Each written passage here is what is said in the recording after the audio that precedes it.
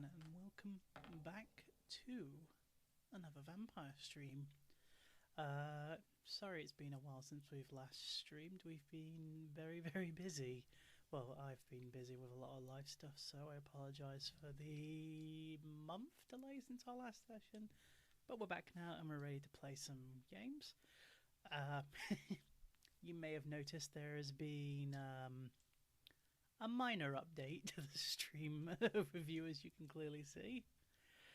Um, Hi, if you see my face for the first time, hello.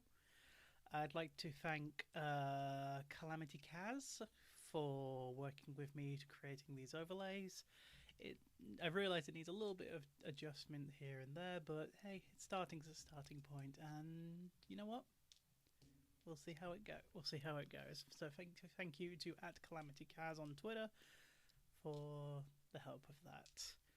And we are joined by the usual special guest. Also, if I don't know if I wasn't paying attention, but you should have seen the first ever of the new alerts that are appearing on screen whenever someone interacts with the channel. So thank her for that as well. Anyway, got the usual returning guests with me of Stephanie Swan Curls and Fortunate Tell and excuse me, Cup of Dice. And we'll do a quick refresh and we will get started with where we left off. Sound good? Sound good. Okay, so last time we ended off on a shorter session because I wasn't feeling too hot at the time, so we had to end it early. But we ended off with taking Oscar outside of the theatre for the first night for his first little outing. Went to Damien's Cat Cafe, one of Anis's characters, and who interact with him. Unfortunately, it went mostly well. You caught up with Schaefer again for the first time in a while, and you had mostly Esther had an interaction with him.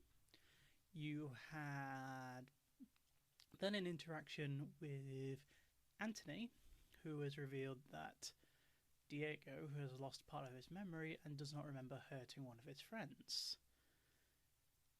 Diego decided to go off on his own for a little bit after dropping the other two off back at the theatre, and Charlie is currently having a mental breakdown tidying up his house. Okay, so we left off last time, I think, because it was a very Diego heavy session first last time.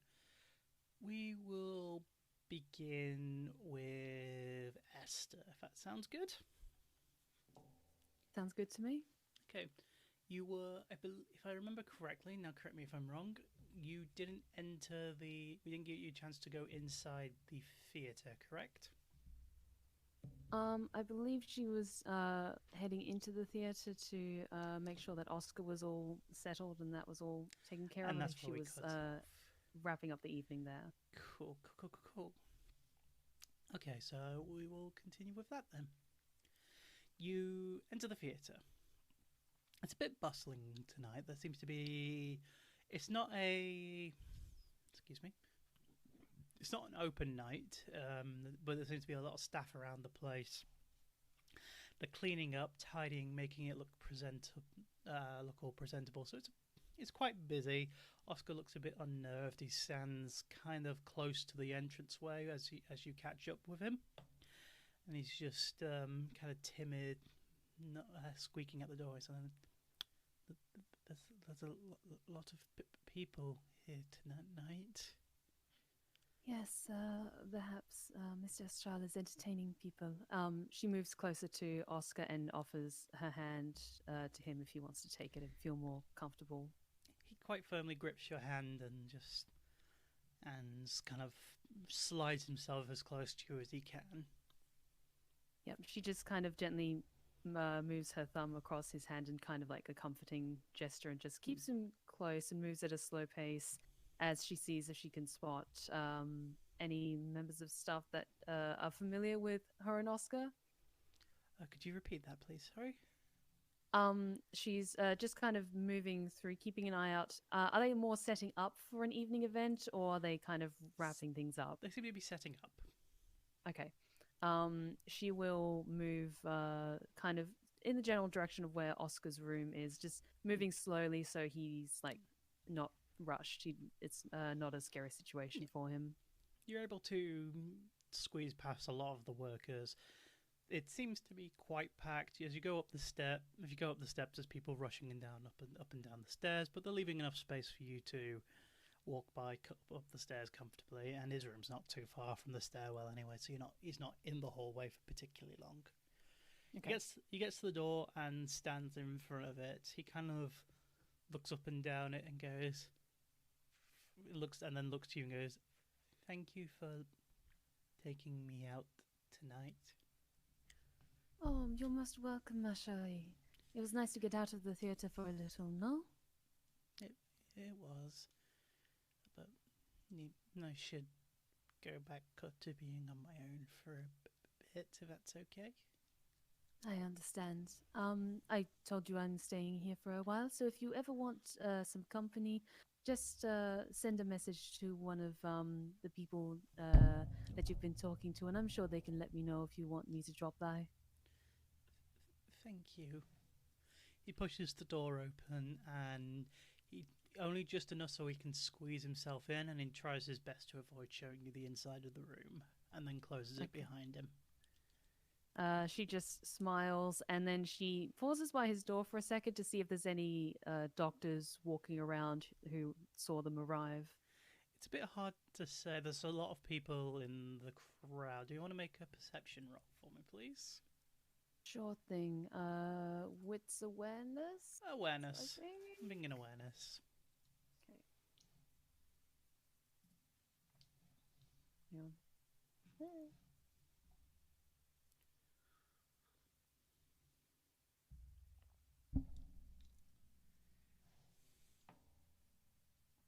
First roll of the night, and oh, that sounds promising. You didn't get any ones. I did get a success on a hunger die. Yeah. You don't spot any doctors within the crowd of people. If there is any, it's going to be hard to make them out with how bustling it is. She will kind of meander over, and she'll start to slowly, like, stealthily kind of try and move around to see if she can spot that one doctor in particular. Okay. Lady Francois? Yeah. To see if she just spots her going about her business, or potentially spots where her office might be. Okay. We'll do that once. Just while everyone else is busy and distracted. Excuse me. It's all good.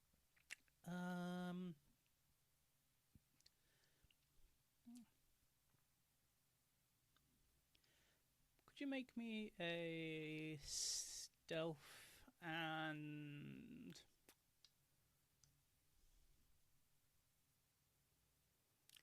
we'll go, because you're looking around as well trying to find something, go with a stealth, go with a wits and stealth roll for me, please.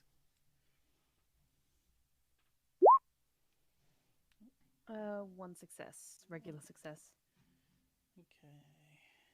One success. How would I do it?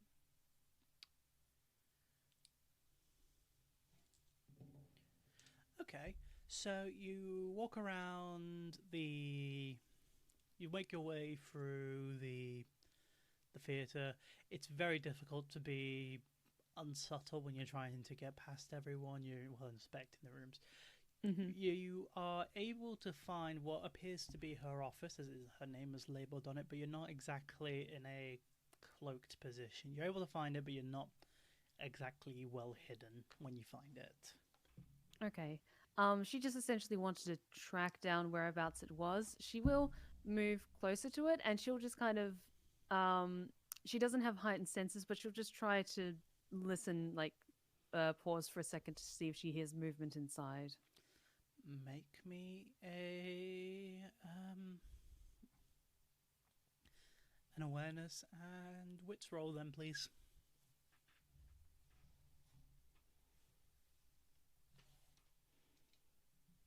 There we go. That's 3 successes and 1 success on the hunger die.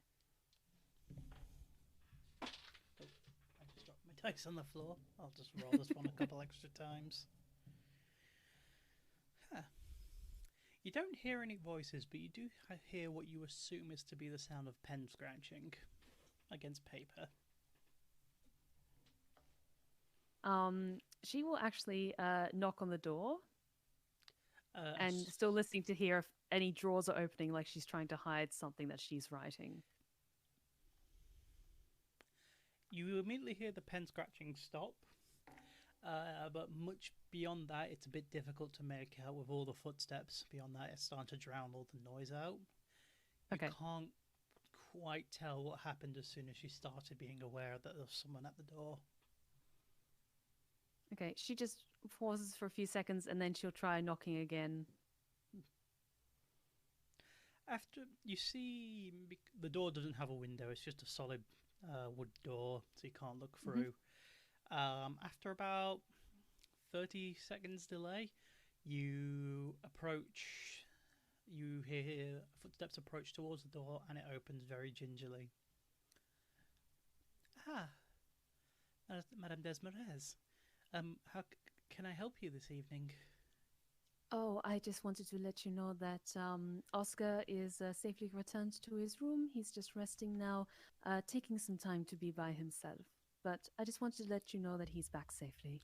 Oh, that's excellent. I will let him rest for about an hour, and I'll see to him with his required care for the evening. Lovely. On occasion, now that I know where your office is, if I have any further inquiries about his health and well-being, may I come by to ask you about it? Her face drops a little bit as she is trying to feign a smile. You can tell without even with that she's trying her best to hold face. She looks at you and goes, "As a doctor, I am of legal requirement that I cannot fully disclose patient confidentiality unless you are the carer of said patient. So I don't think I can discuss it any further with you, unfortunately." I understand, but as we are of the same clan, I am concerned about his welfare.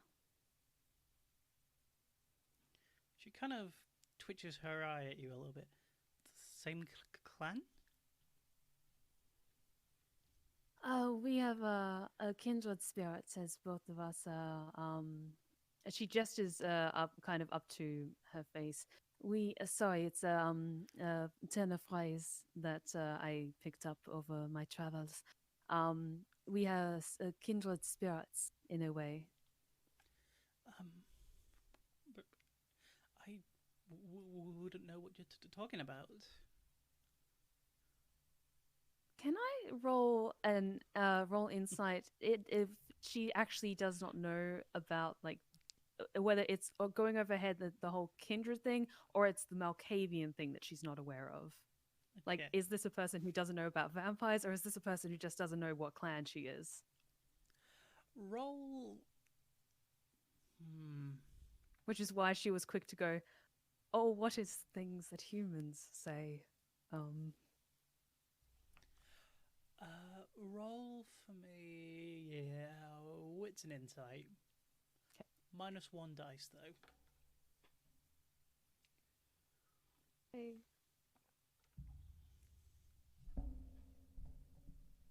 That's still one success. You're finding it difficult to perceive exactly where she is being dishonest. You know and can very clearly tell she is not being 100% with you. She looks like she is. You would say from her expressions and her facial tics that she is very much on the brink of having a bit of an episode. But it's very. You can't tell where the lie is. Okay. Esther just smiles pleasantly. but you are a very busy woman, and I do not wish to take up any more of your time. So I'll return to my quarters and leave you to your work. Thank you, madam. I hope you have a pleasant evening. And And you, and she closes the door on you before you can answer. she just says bonsoir, and she walks away as she kind of has this slight smile on her face Okay. as she walks away. As you're walking away, you bump into a familiar face. She sees who it is. It's Mr. Carter. Ah, bonsoir, Mr. Carter. How are you? I am fine today. How are you, Esther? I am well. I am well. I wanted to ask, is there a special event happening this evening? And am I allowed to be a spectator, or would Mr. Astral prefer if I stayed out of the way? Funny you mention that. That is why I've come to grab you tonight. Oh?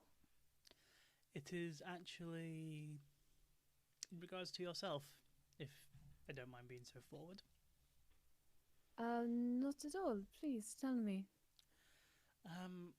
There is a visitor that has come to visit Mr. Astral, but on his request, and Mr. Astral will believe it will be beneficial to everyone here that you were to attend meeting said individual. Oh, and would you mind telling me who this individual is? 1 second before I butcher the name.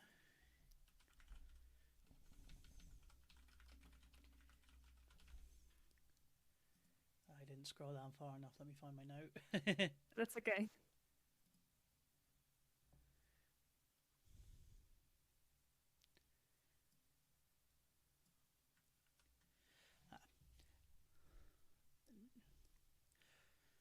I'm sorry, I cannot pronounce It's foreign okay. names to save my life. It's okay. The suspense is building. It is a Ms.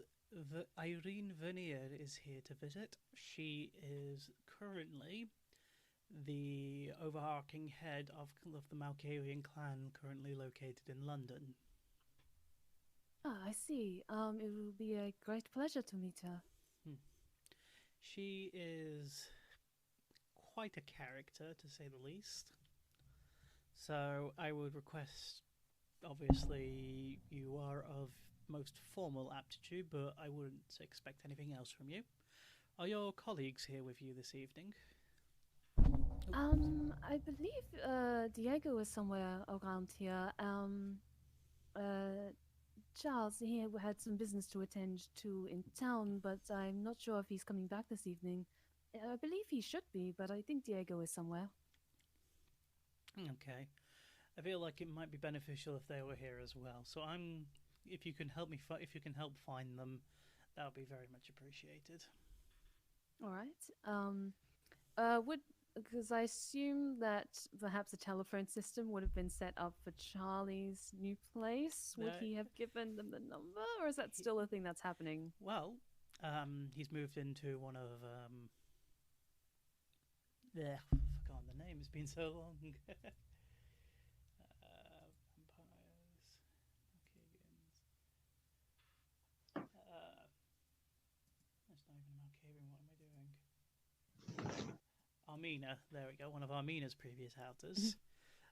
Okay. And it is quite luxurious, and it does have a phone number, which I believe this would have been. Do you say that Charles might be at his new home? She assumes that's where he is because they had to go separate. Separately this tell evening. Mr. Carter that you assume that's where he is? She does say that she assumes that's where he is. Okay. He goes, So that's what she was mentioning about the other day. She was quite wealthy, and I believe there is still an active phone line to that house, so I can give her a phone call. Should be in my book records somewhere. Unless you want to do it, I can point you to where it'll be. I would greatly appreciate that. Thank you. Okay. What about Diego? Any idea where he is exactly? Um, I don't believe I do. I think he is somewhere in the general vicinity, but we came back from the same location this evening, so he might have gone off to do something on his own, but he shouldn't be far. I will say I did drive off, Hmm. and you might have heard the hospital name. I don't remember. You did get told. You would have heard the hospital that he was at.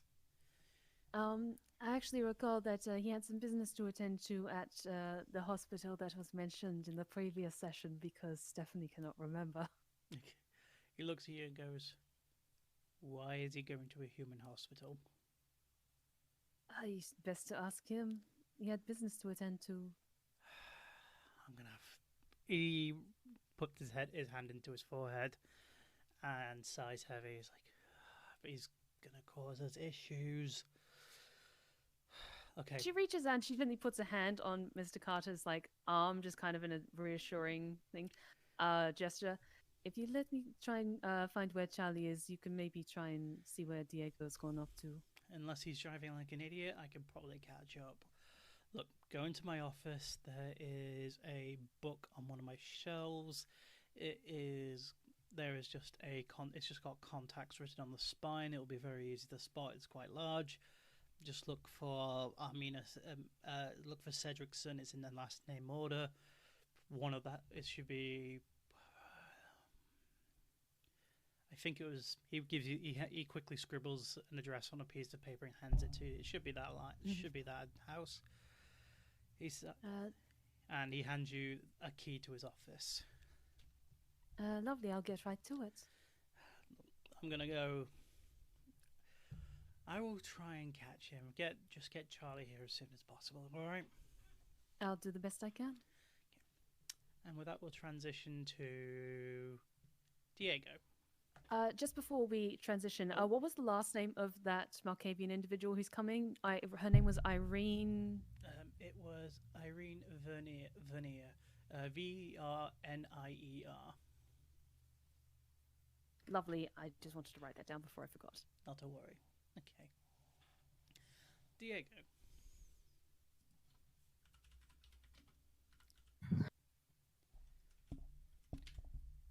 You there? Just making sure you're still there. You find yourselves at the Central London Hospital. You are parked outside the main visitors centre. Okay. I head in. You head in. It is quite a aesthetically pleasing looking place. It is filled with staff, white tile, but very clean and clinical white tiling. It's very modern and push forward for a 1920s hospital. It's much closer to a more modern hospital, what we would interpret as a modern hospital today from these days. As you walk in, you find there is a nice large reception area, 3 desks with three nurses at the front, and leading off to several different hallways, each labelled with a separate department. Excuse me. And you notice a rather large plaque on the kind of hung up on the wall behind the reception desk, which reads, "Thanks to the kind donations of Mr. Estrol, we were able to keep this hospital running, and we owe him everything for keeping our patients happy, healthy, and safe." See. I should probably talk to one of the nurses and find out where my friend is. Okay. Yeah. You walk up to the desk. Middle-aged-ish woman, no more than 45 years old. Short black hair, kept in a tidied hairnet, wearing a face mask and nurse's scrubs. "Hello, sir. How may I help you this evening?" I'm currently looking for a friend. Out of character, I don't remember which name you decided to use for I him. was meaning to ask you that because I know you didn't want to use his official name. So what do you want to? Was it David you wanted to go with? I don't mind using either. We'll go with David then. All right. I'm currently looking for David. Don't know the last name. Can you tell me, please? It's your character. I don't know which one you used. You. I'll just say his full name then. Okay. It's fine. Are you a family member? No, just a close friend. We've known each other for a while. I see. Just haven't had the time to visit. Oh, that's unfortunate. He has been here a while. Normally we don't typically allow non-family visitors so late into the evening, I'm afraid. What I can do is I can call the room and see if they're willing to accept a guest. Please, I would appreciate that a lot. Okay, one moment, please, if that's okay. She dials into the internal phone system, and after a brief delay, the phone is answered. Hello. Yes. I have an individual here that's willing to speak to your husband. Is he willing to accept a visitor right now? One moment, please. She looks up back to you. I'm sorry, I'm so rude. I forgot to ask your name. Who am I speaking to? Sorry.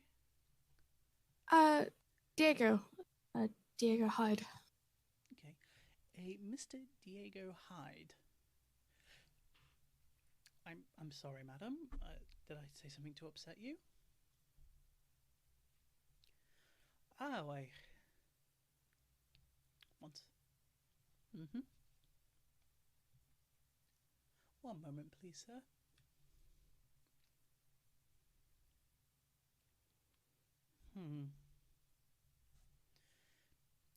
Once. Hello, Mr. David. Yes.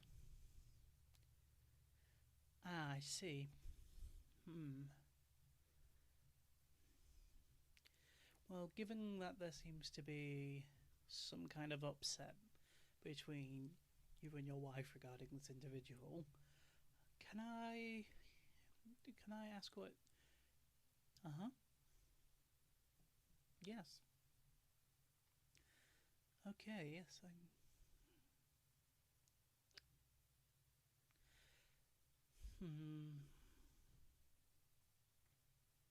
Okay. Fair enough. Thank you, sir. She hangs up the phone. It would appear that there is a conflict of interest between a visiting family member and the patient themselves. It is up to my discrepancy whether I can permit you to visit him. Is it urgent? I can visit another day, but can you at least give him a message? I will. She looks at you and goes, "Look, I can see this matters a lot to you, and you haven't seen your friend in a while. So the best thing I can do is I would have to request that a member of security escort you to the room, and just to make sure nothing happened. Is that okay, sir?" I'd appreciate that. Thank you. Okay. Let me just put in a tannoy real quick, if that's okay. Mm. Boom, boom, boom. Hello, could I request a member of security to accompany a guest to a particular patient's room? Please come to the reception desk. Thank you. I'll be with you in just a moment. After about maybe a 5-minute delay, heavy footsteps can be heard as you recognise the member of security as Mr. Carter has shown up. He looks somewhat disappointed in you. Mr. Hyde? Hello. I'll hand. I'm not in trouble, am I? once. I'll handle this, Joan. You enjoy the rest of your evening. Oh, not at all, Mr. Cart. No. Please, you can call me by my first name. Thank you, but he just raises his hand and goes, another time maybe. You're not in trouble, but we'll need to have a word after this. Anyway, follow me. He leads you into past a couple of wards, and eventually you reach the room that David is inside. Look, you're going to be on your best behaviour while you're in there, and you're not going to mention anything. Understand? Mention what? Very good. You're going to say your piece. You're not going to waste your time. We need to go back. He opens the door. Inside, He'll nervously walk in. You walk into the room and you look inside to see your friend. David is currently in a relatively comfortable looking bed. You see him resting along with his legs slightly raised up to give him a bit of leniency. They are in slings that are mounted to the roof, and his face looks like he's in some pain, but he seems at least comfortable. Sat next to him is a petite looking woman in a comfortable yet stylish looking floral dress. Medium length blonde hair, was Alora? Yes. Medium length. It's braided in a ponytail. Okay. She immediately stands up, walks over to you, and slaps you in the face. How dare you show up here after what you did to him? It's like you hear a bit of a cough and a sputter behind. It's like, Laura, it's fine. It was an honest mistake. Let him in, okay? She has a dismissive looking grunt on her face, and she walks out of the doorway and allows you to walk in. He'll walk in a little bit more, but he doesn't fully look up. He just looks up a little bit. He coughs. Hey. Hey, buddy. I'm not that bad looking now, am I?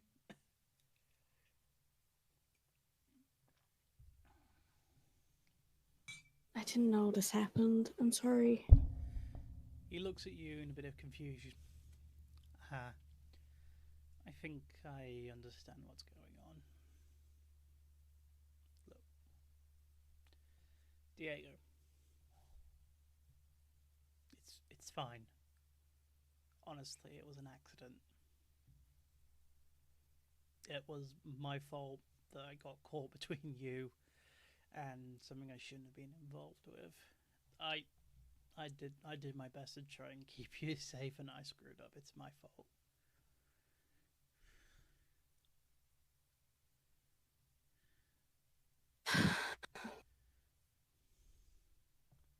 I just wish I remembered. I wish I knew. He sighs a bit. Goes, do you want me to tell you what happened? Please.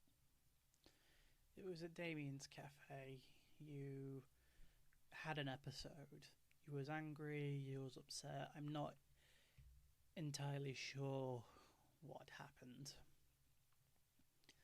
You started getting just incredibly hysterically angry, and you started running after someone. I'm not entirely sure who it was. I tried to grab you because I didn't want you to do something you'd regret. You pushed when I grabbed you from behind, trying to restrain you, you kicked against those stone walls that lead into Damien's cafe. You pushed me backwards into it. I hit my spine on it, and it's unfortunately damaged my spine to the point where I can't currently walk.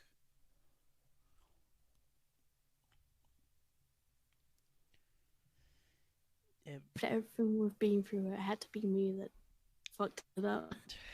Hey, if you're the one that doesn't kill me in the end, have you really been my best friend this entire time?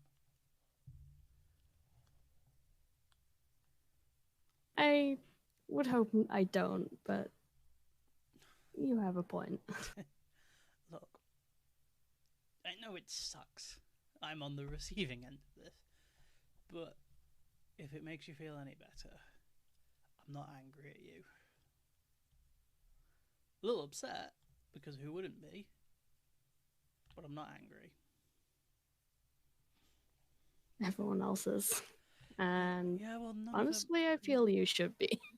I mean, I've had 6 months to think about it.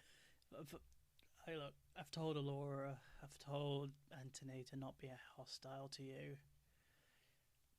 But they're clearly upset. And I get why. But this is me. This is my life.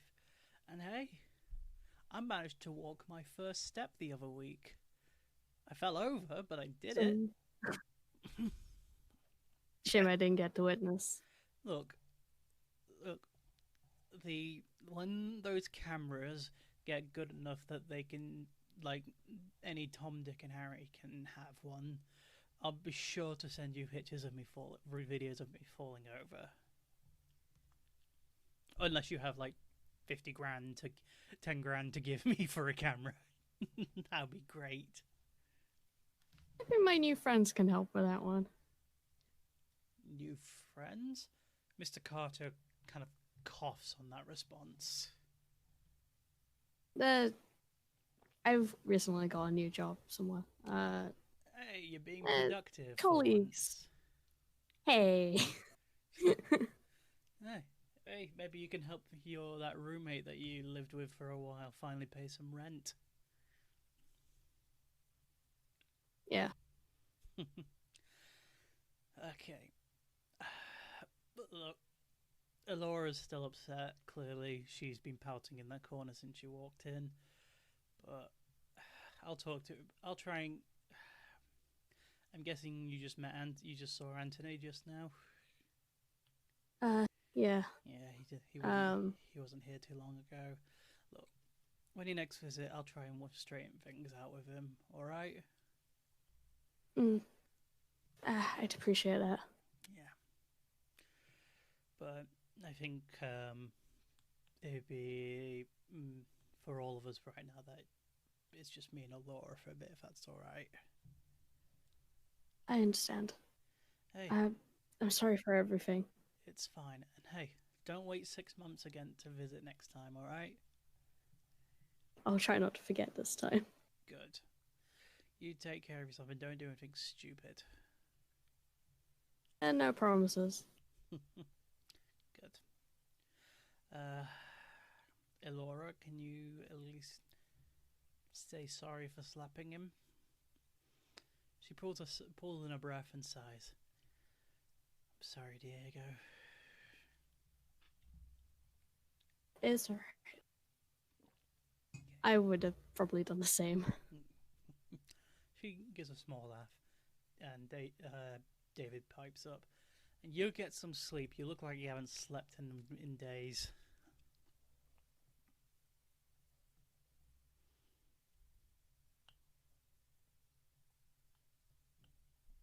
Okay. Hello? Was that to me or... That was you. Oh. Sorry, I didn't realize. I don't know how to respond to that one.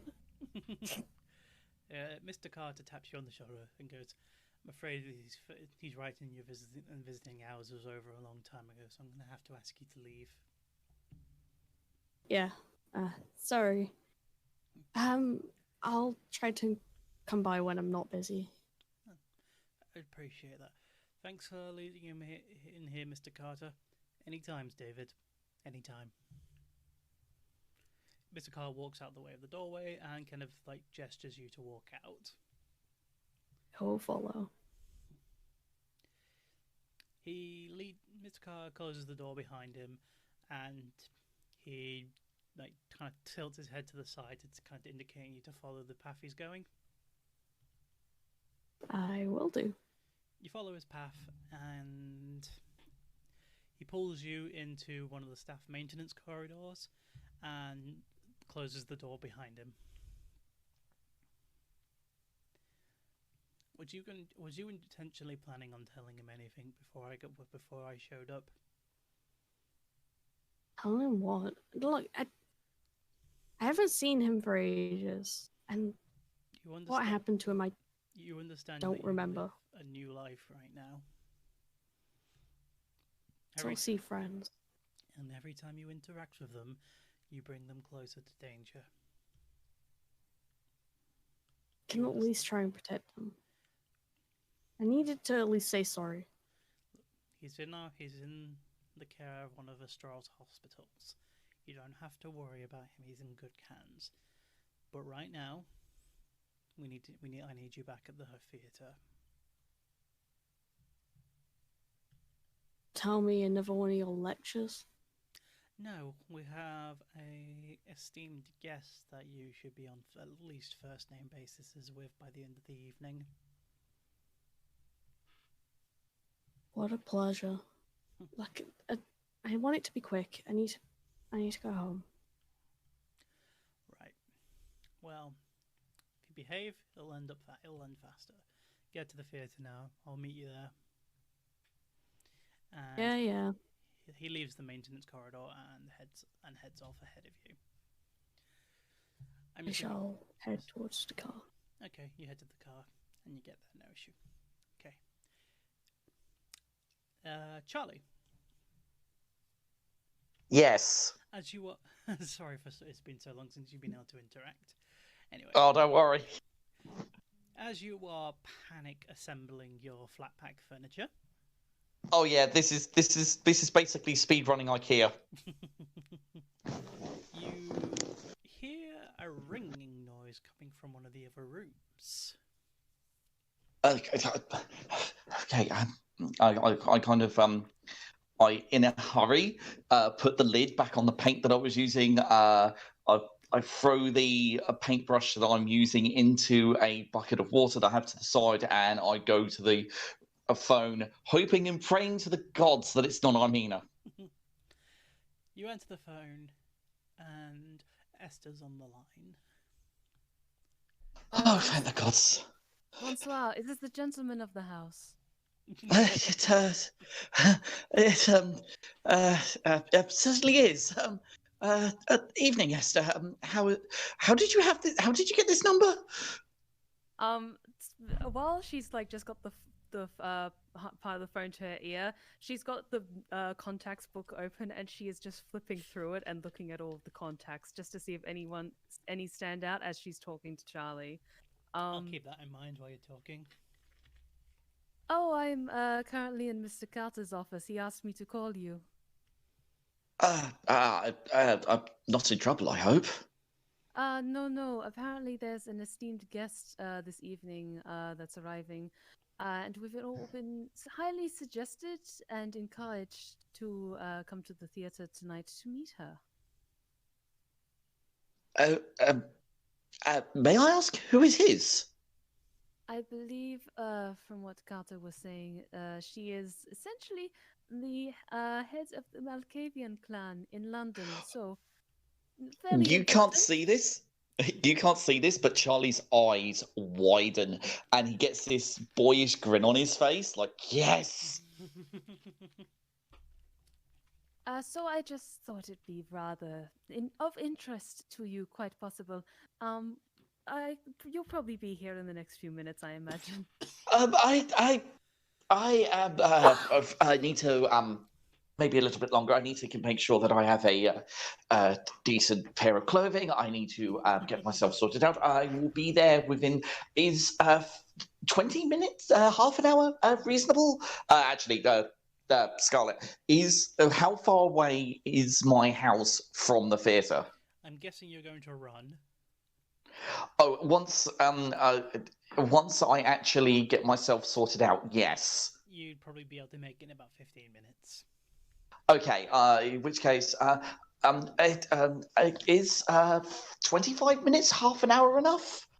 That probably sounds fine. She hasn't arrived yet. They're still setting things up. It's quite busy. Oh, good. Yeah. So, Oh, good. don't worry. She hasn't arrived yet. Just take your time. Just letting you know that you might want to maybe bring a notebook and have some interesting questions prepared. Oh, I'm way ahead of you. Excuse me. I'll see you. I'll see you soon. And Charlie's going to hang up the phone. He's going to look at the place. He's going to have this for a split second. He kind of looks at what he's doing and he's disgusted with himself. And then it snaps out of it and he's back to, I'm doing this for my lady because blah, blah. And then he's going to get himself dressed up as nicely as he possibly can, make sure that all the paint is out of his hair and his fingernails, make himself look presentable. And he's going to be going to the theatre as fast as he can. Marvellous. For one brief moment you were disgusted you were a simp. The fact that he's able to be disgusted by this at all is a feat for him. It is. Hey, what was you going to say, Steph? I was just going to say, once the line's disconnected, Esther just keeps talking to herself and having a one-sided conversation, so it sounds like she's still on the phone in Carter's office while she leisurely walks around and see if there's anything else that takes her interest. Because Carter gave her a key to his office and she is aware that he's out of the theatre, so she's not going to go and obviously snoop around everywhere, but just look around to see if there's anything else of interest that takes her eye. How exactly are you going about? Are you just like, I'm going to casually observe the place while I'm pretending to be on the phone, or you're going to be like, I am going to go into every single drawer in this office until I find something? She might just open all the drawers but not rummage around in them because she doesn't want it to be obvious that someone's rummaging around. But she wears gloves all the time, so she doesn't leave any obvious smears or anything like that. But she just carries on a one-sided conversation with herself while she does this. Ooh.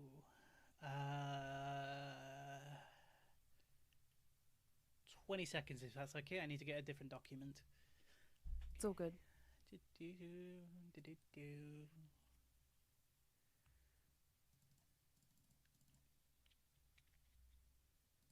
And also just has a general thumb through the book of contacts, just to see if there's any other names or anything else cryptic that's like names for individuals who don't have names, like buyer or like coded names. Like she just kind of makes a mental note about those as well.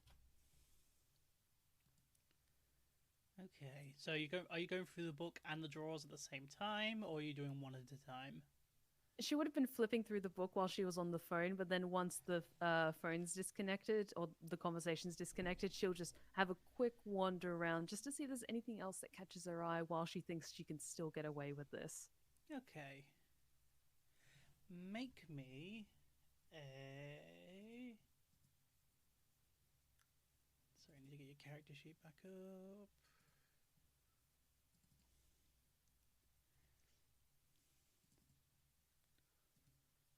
Oh, let's see.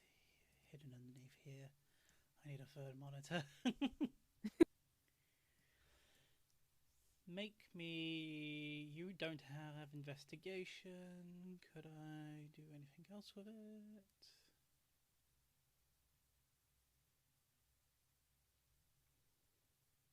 I guess if you're just passively looking around the room, not putting too much effort into it. So, and you're just kind of glancing around looking for something to catch your eye, isn't it? Pretty much. Okay. I will make you roll an awareness test with... Are you going to be very persistent with this, or are you just casual looking, eyeing around? trying to take advantage of the situation, but not like rummage through every drawer. She's not trying to leave any kind of trail that she was snooping You can around. use intelligence as your secondary then, please. Or primary. It's 2 successes. 2 successes.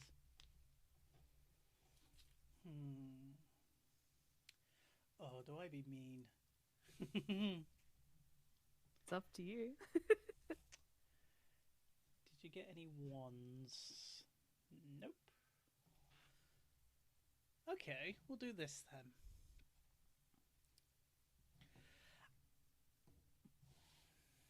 Sorry, I need to make a couple dice rolls. I want to see the odds. Okay. So, Esther, you look around the room. You are thumbing through this contact book as you're pulling around the drawers. And you will find 2 things that strike your interest. Okay. In one of the drawers, you spot an interesting looking document. It's on the top and it's kind of half inside one of those brown folders, you know, those paper ones. Yeah.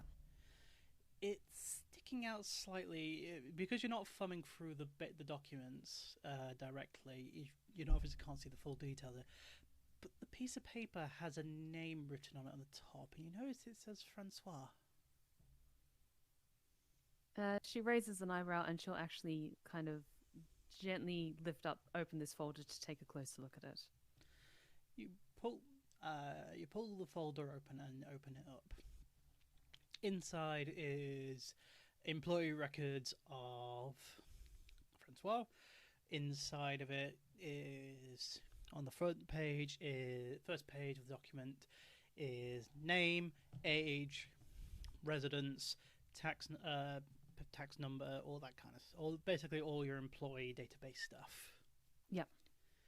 And there are a couple more pages, such as quality of work assessments, employer discussions, negotiations, all that kind of. So all this kind of folded up paperwork into one unit. As you thumb through, though, there's another document that doesn't strike quite rightly to you. It's old. It looks incredibly damaged. It looks like it has been looked after. It's been moved about a lot. But you recognize it as an official change of name, a deed poll.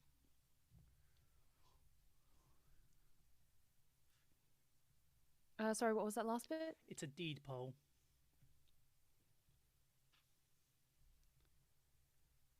Sorry, that's her last name or her original name? The name of a deed poll is an official change of name document.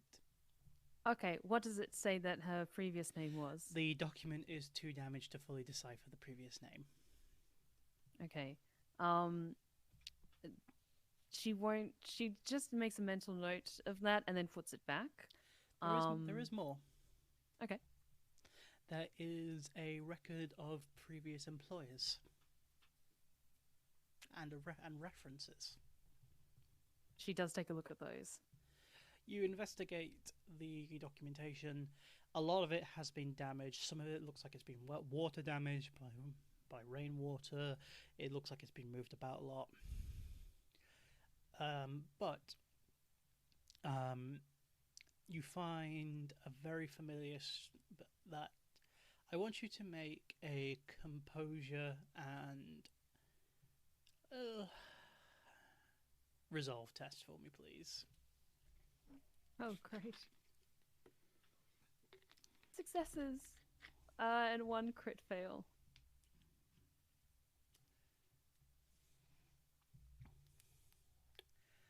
You feel probably the first cold sensation you have felt in a very long time as you recognize the signature at the end of a reference letter, as it is being penned by Dr. S. Valancourt. She reads over the reference to see how he described this individual.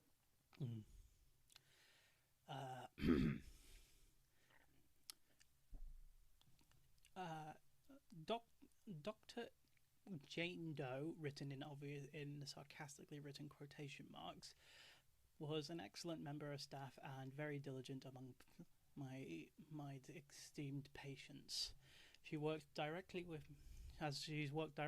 me at the Parisian site, just that looking after the most mentally unstable and damaged individuals. She's proven to be a great carer, but also firm and assertive, even despite what her somewhat timid nature would give off. She is a diligent worker, and I would recommend to her highly to do any kind of medical professional job that involves the direct care of mental patients. Her hands are shaking at that, but she gently puts that back. And she just has another flip through just to see if there's anything else, but her hands are like shaking a little. The only name you would recognize is the same one you just read, a full contact address for Dr. S. Valancourt. Is there any scraps of spare paper? There is. There's plenty on his desk. Actually, no, because she doesn't want to disturb anything. Is there like a quill and ink pot or any kind of ink pens? There is, yes. She will actually pull up the sleeve of her coat. She will write the address on her forearm, and then she will copy it onto paper when she gets back to her room, because she doesn't want to disturb even a piece of paper in Carter's office. Mm-hmm. Understandable. There is one more thing you find in the room. Mm-hmm. The pistol that Carter confiscated from you. She's gonna leave that. But she just makes a mental note of that's where that's kept.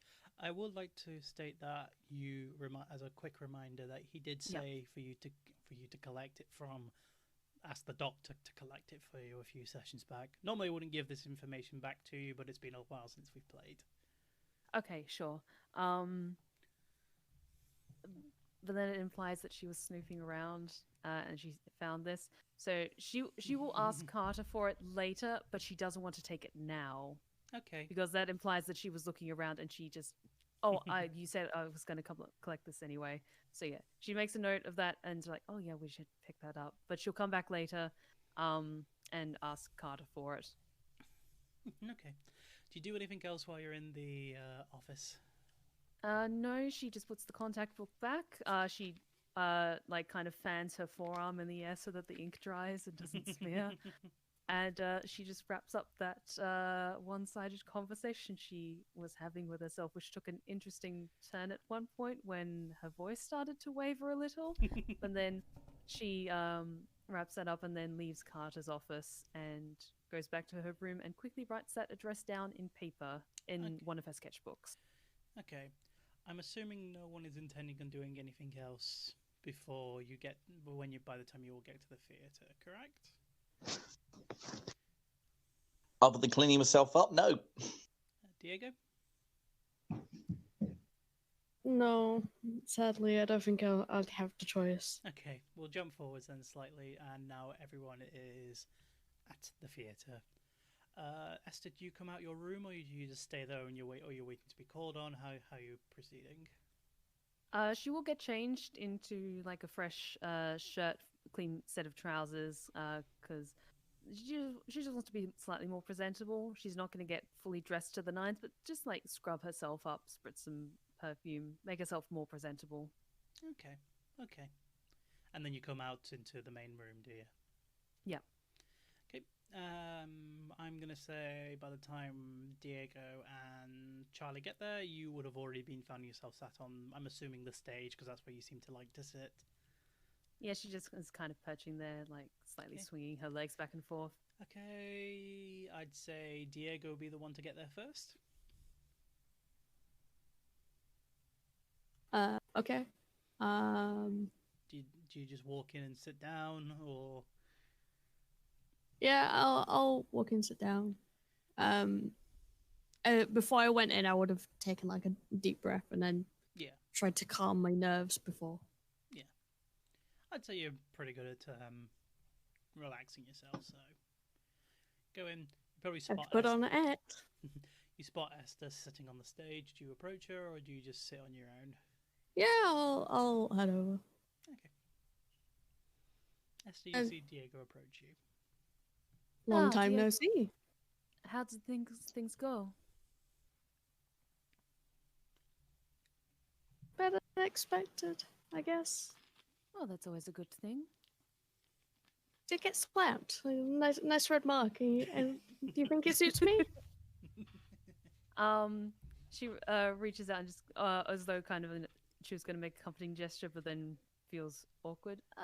Perhaps it'll fade sooner, but a bit more flush in the cheeks is an unexpected sight for you. Have a cheek for me. Get a bit of blush going. Yeah, maybe it'll linger there a little bit longer. Do you know why we're here? There's an individual coming tonight that's quite high up in London society, as it were, that was highly suggested that we all should meet with her. Boring. I will say she's kind of a very high-standing member of my clan, so I just want to get on good terms with her. Yeah, I don't really have such plans. I don't particularly care, surprisingly. It's to each their own, I suppose. But it's just always good to have a powerful friend or two in your pocket in case you need to call on them for an unexpected favor. Good point. Shortly after. I'll be fine. That should be fine, but I do apologize for having to tell Carter where you were going to. That must have been a slightly unexpected surprise. I need to fix that. Whoops. And they apparently own the place. Sorry, I just had an alert that I don't know what triggered it. I apologize. It's all good. Anyway, shortly after that, Charlie walks in. I'm going to just before I enter, I'm going to take a couple of very deep breaths, and I am going to use awe. Oh, okay. Roll to see if it affects you. Oh, I found out what caused it. It was one of my notifications is broken. Thank you, Hobby Squig, for the raid. It is very much appreciated. I will need to work out how to fix that in the future. Thank you, Squig. Appreciate it. Anyway, so let's go. Oh, good. Oh, there it is. There's the. There's a bit of delay. I forgot to. I didn't update all the stream notifications. Sorry about the beeps. Okay. Okay, so presence all. Okay, make a rouse check just to make sure that you Is it rouse? I didn't think it actually required rouse checks. That one. I thought it did. I think it's one of the free ones. You're probably right, actually. Yeah. Okay, carry on. You are successful in manifesting awe. Right. Okay. You walk into the room and you see that it's more or less been fully decked out. Chairs in a nice comfortable seating arrangement. The stage looking nice and tidy with your two companions sat on it. Yeah, it's all looking swish and proper and ready for what's the word? Sorry, my brain is just disengaged. It's okay. For the soiree of the evening, everything's all kind of set up. That would be the word I would use to describe it. Okay. Do you approach over to your companions? Charlie. Evening. How does this evening find you? I'm doing rather well. How are you? Sorry for the unexpected phone call, but it turns out that Carter had your number. Yes, I fear that Carter has a lot of people's numbers, and that's kind of surprising. Diego, how are you this evening? Alright, could be better, could be worse. Oh, I know that feeling. Right, I'm just going to I'm going to sit down. I'm just going to be in a very if any you guys will probably notice, it looks like he's trying to look more relaxed than he actually is. So Esther just leans over to the two of you. From what Carter has told me, the individual's name is Irene Vanier. She's the Malkavian head in London and really a little bit of a character, so she should be fairly easy to spot. But then again, with us, appearances can be very deceiving. Oh, I am acutely aware of this. I have wanted to speak. I've been wanting to speak with her for quite a while, actually. I've quite looking forward to this encounter. Oh, you have not spoken to her before? No, I have not. It will be the first time. I know some people who know her, obviously, but never had the pleasure myself. What do you know of her, if you don't mind my asking? I know that she is an upstanding pillar of the community within your clan. I understand that she is one of those people that tend to get things done, from what I've heard. But other than that, it's mostly just hearsay. I'd like to hear it from her in words, if possible. I look forward to meeting her myself. This will be rather an enthralling evening. I am very much looking forward to this.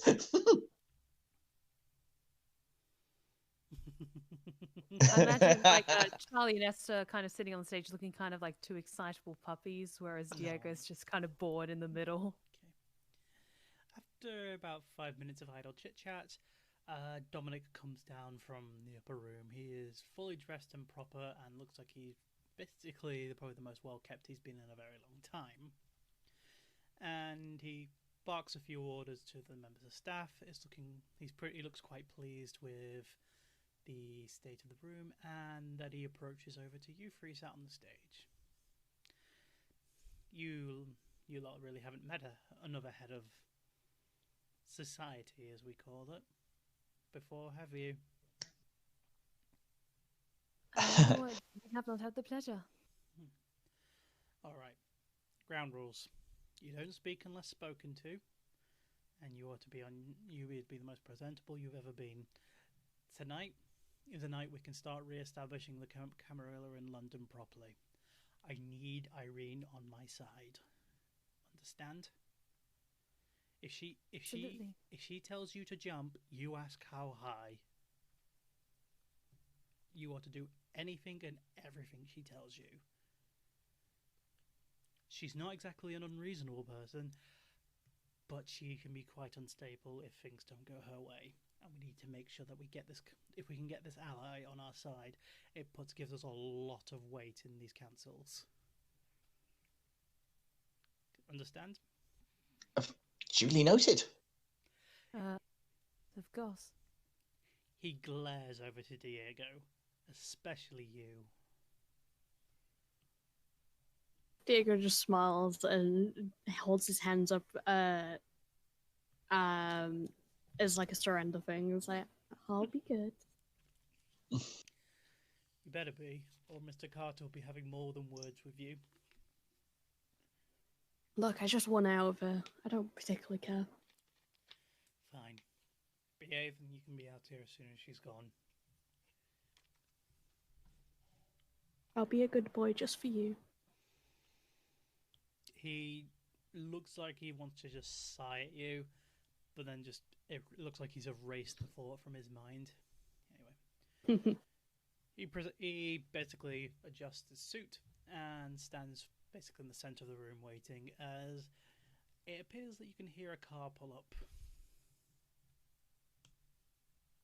As the car's pulling up, Esther does the last quick checks to make sure that kind of her hair's in place, covering her blind eye, just her collar of her shirt's neat. Like, she's not dressed up in any particular way, but she just wants to still look presentable. Charlie has a small ledger next to that he just puts on the table, and just puts like a writing implement close by as well, just in case. Fair enough. Okay. Two of Carter's door staff hold the door open, and another one heads outside. Looks like they're going to. The one of the more well-dressed ones goes. Look like they were going to escort them from the car. And after a brief delay, 3 people walk into the theatre. The first 2 are dressed in matching black tuxedos, black tie, wearing black sunglasses, or black shoe, with a white shirt. So basically, as black ties you can get, really. A man on the left and a woman on the right. You would say from the distance you stood, both of them are about 6'1", 6'2". Behind them is someone who looks like they're not quite following to dress code. They're wearing a long, flowing kind of red cloak. You can see it's buttoned at the top and then flares open towards the bottom, with a large red collar coming out. She appears to be wearing what look like black tights with stiletto heels. A course, if you glimmer kind of at the bottom of the coat, she seems to be wearing a darker red corset, and they are with a matching head of red long hair. It is laid straight, with no obvious kind of dressings in it, and she's wearing a theatre mask, although this one's been heavily customized. It is exposing the left eye, as in like the right side of the face is completely covered. There is no no facial detail on it, in terms of there's no eye gap, no nose breathing hole, no mouth hole or anything like that, but the eye is like basically one large hole that kind of slits open. It is adorned with gold leaf around the highlights of the edge and the more prominent features such as the nose. There is a beading red eye kind of on from the exposed eye. She approaches in and gives a large, over-exaggerated bow as she enters the theatre. Mr. Astral, it has been such a long time since we visited. Very thick French accent. It sounds like she's only just left the country itself. Indeed it is, Madame Verine. I hope the evening finds you well. Yes, it does, and I must say, you have quite made this place look rather tidy for me, even though it would appear that some of your members of staff don't quite match in uniform, as she kind of glances over to the 3 of you.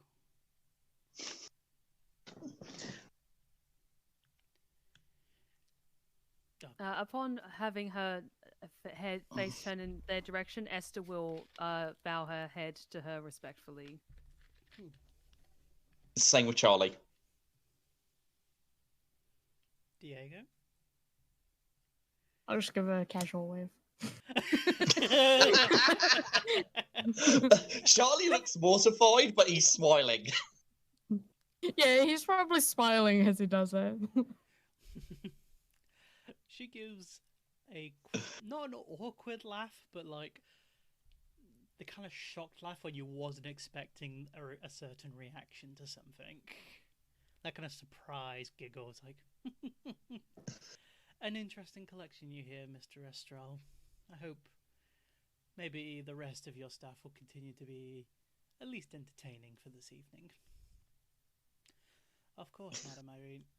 I hope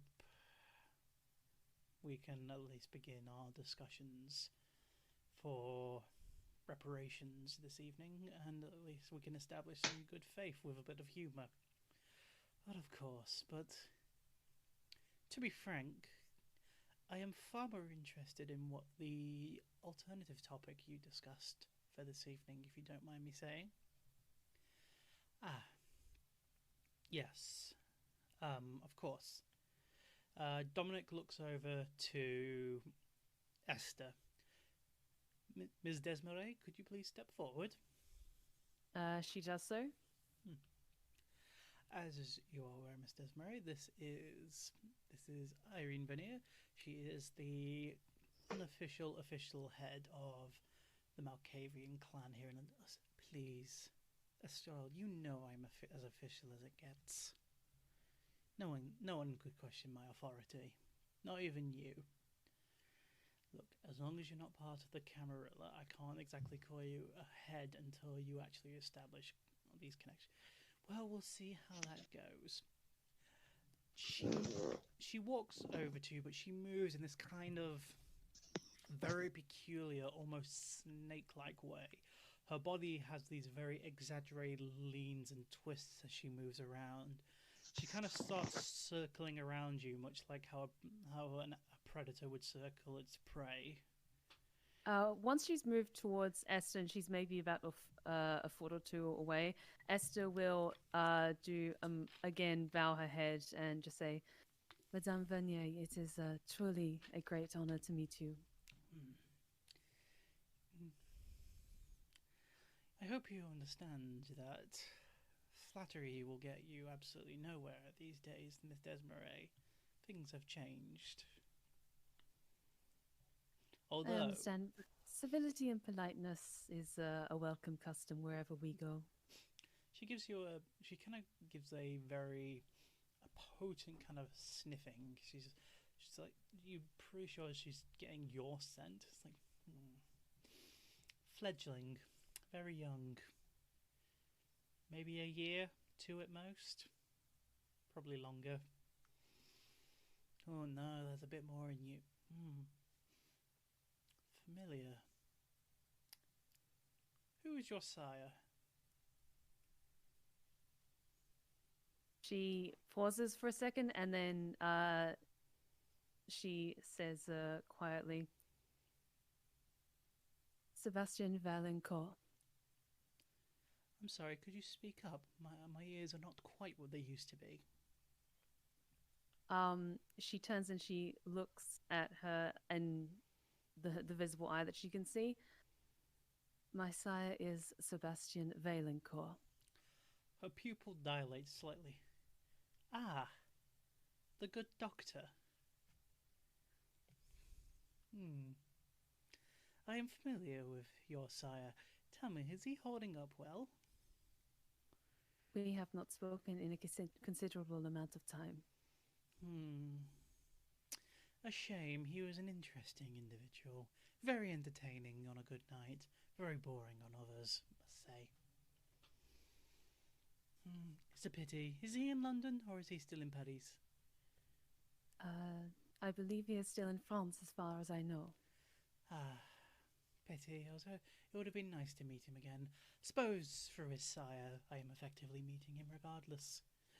She gets uncomfortably close. She rolls one of her fingers against your chin. Her long elongated nails painted also red, kind of just not scratch, but they slightly dig into you. Not enough to cut, which is very feely. She's staying as still as she possibly can, but having to speak of him has visibly caused her some distress. Interesting.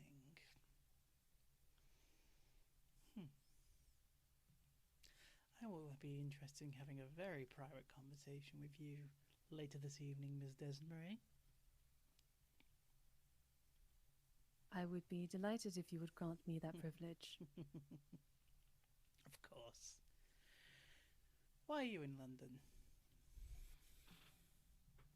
I wanted to expand my stance as an artist, become familiar with those of our kind, and come to know others of our clan. which is why I was so delighted to hear that you would be joining us this evening. She tilts her head at you, and her pupils are now less dilated. It's interesting, aren't you? You're an interesting specimen. A lot of the more recent Malkavians have been more unhinged than normal. To see at least you be... I guess normal would be the appropriate word.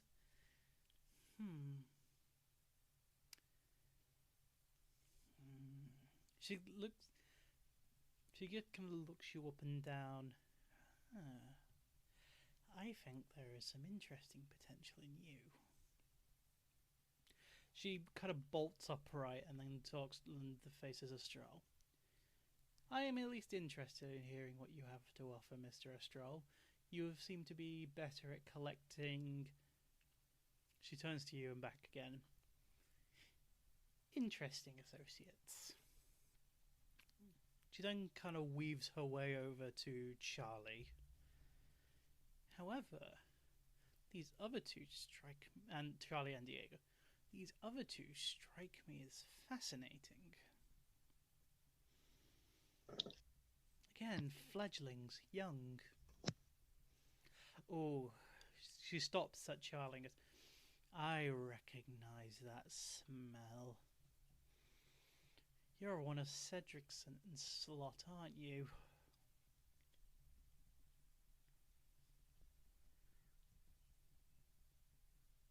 Charlie? Oh, sorry, my apologies. Hang on, hang on, wait a minute. You said Cedric and Slot? Armina Cedricson, you'll say. Oh, right, yeah, sorry, my bad. Yeah, I was like, confusion there, visible confusion.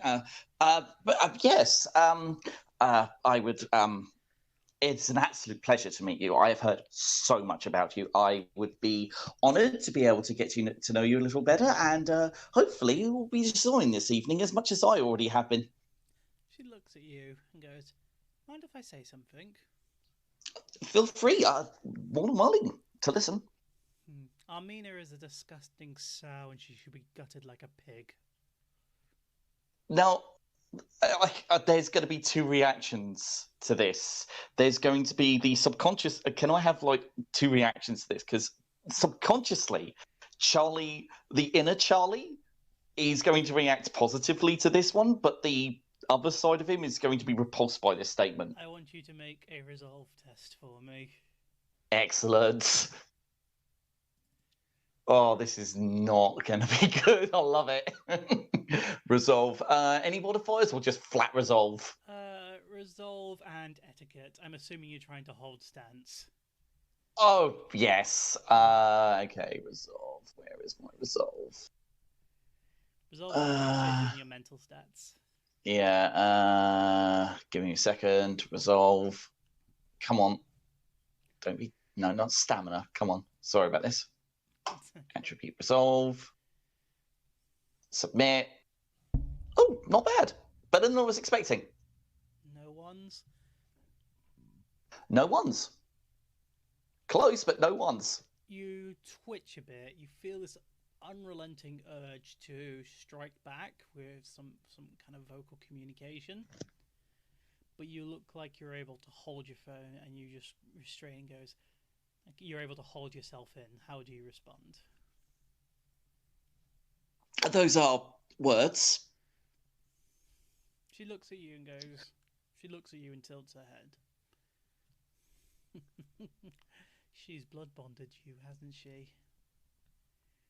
There's like this sorrowful look on Charlie's face, and then he just shakes it away and smiles at her again. That's obvious. Yeah, I can tell you wanted to badly react to that. Ah, that's Armina. What a pesky woman she is.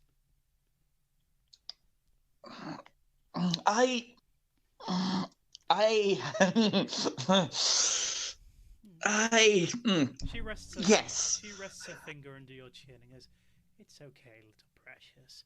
We'll get those nightmares out of you.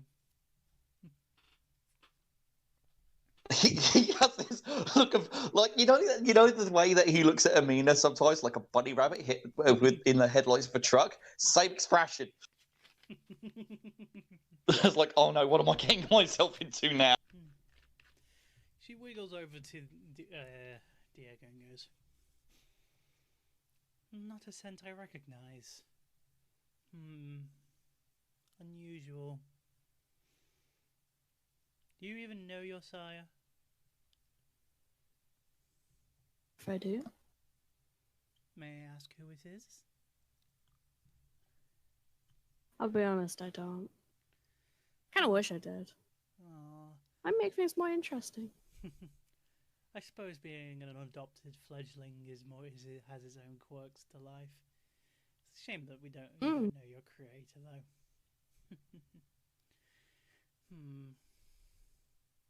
I get the feeling you were not one of Dominic's sanctioned ones, were you? I wouldn't know if I was, wouldn't know if I wasn't.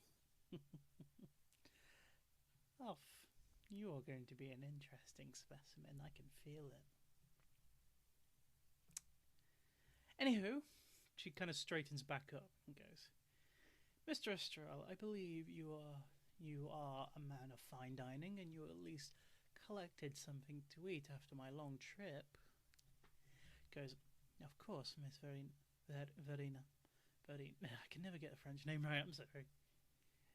Of course, if you would like to see me into the other room, tell me, do you want the ones you've shown interest to dine with you this evening?"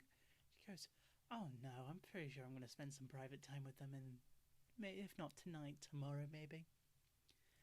But I feel like it's been so long since we've had a good chat, don't you think?"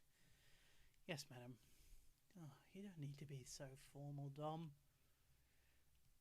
Let us partake. Let's continue this conversation in private, shall we?" "Of course." And he leads her off into another room.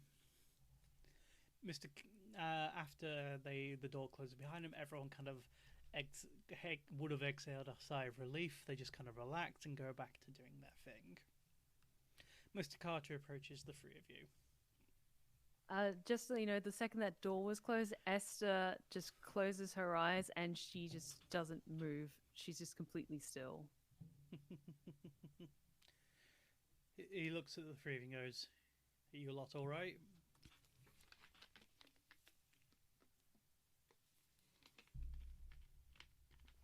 Currently taking all this in. It's a very interesting evening, but for the most part, yes.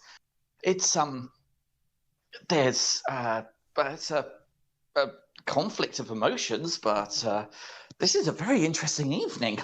Irene has that habit on people. She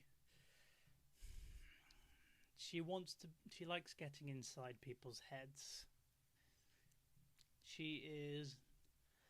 It's very hard to tell when she's being malicious or curious. Arguably, with her, it's the same thing either way. Stay on her good side. Understood. You should be on everyone's good side in this society. When you have to remember that literally any of them could kill you if they wanted to. Oh, certainly. Even you. He looks to you and goes, "I would like to see you try anything on me." I was only saying you could kill us at any moment. I could, but I'm not going to because you've given me no reason to. Even you were adequately behaved, Diego. All right. I appreciate the praise. Praise me now, please. My apologies, Carter. That was you have to admit that was kind of amusing. He looks up to you and goes, I'm only joking, don't worry. "You know what else would be very amusing, Mr. Hyde? You ending up like your friend is currently."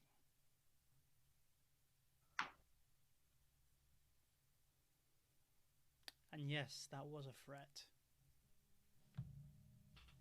I don't think threats suit you. I prefer to praise. It is literally my I'll be job. good, I promise.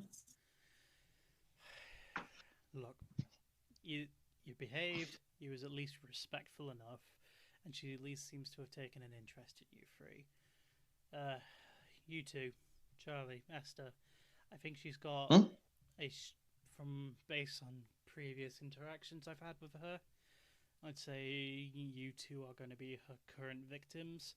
You, Diego, you can leave and do whatever it is you want to do for the rest of the evening. Thank fuck. Right, see you a lot later. And you just start leaving. See you later. Carter, would you mind specifying the terminology of the use of the word victims? You'll understand in due course. Oh, Joy? Look, everyone has a different reaction to how when she does things. Just do as you're told and it'll be less painful. Very well. And Charlie's going to open up that little notebook he's got next to him, and he's going to start taking notes like a man possessed. He looks towards Esther, and he delicately approaches her, but keeping distance. Miss Desmarais? She's been watching, like, her eyes have actually gone from, like, a dark corner in the room. Her gaze has gone from a dark corner of the room up, like, the wall into, like, the top of the roof. I think you have a spider problem. He looks around and goes, do you need to go back to your room? And her jaw tightens, and you can see her clenching her teeth. And she brings up her palm and just wipes her eyes. It's fine, fine. My sire and I are not on good terms. It is difficult to speak of him. I am aware of the individual. I never met the man. That would have been the person that previously held my position. So I can't really say much about him, but you seem trustworthy enough, so if it's on bad terms, I'm going to assume he's at fault. Sorry if I say anything out of line.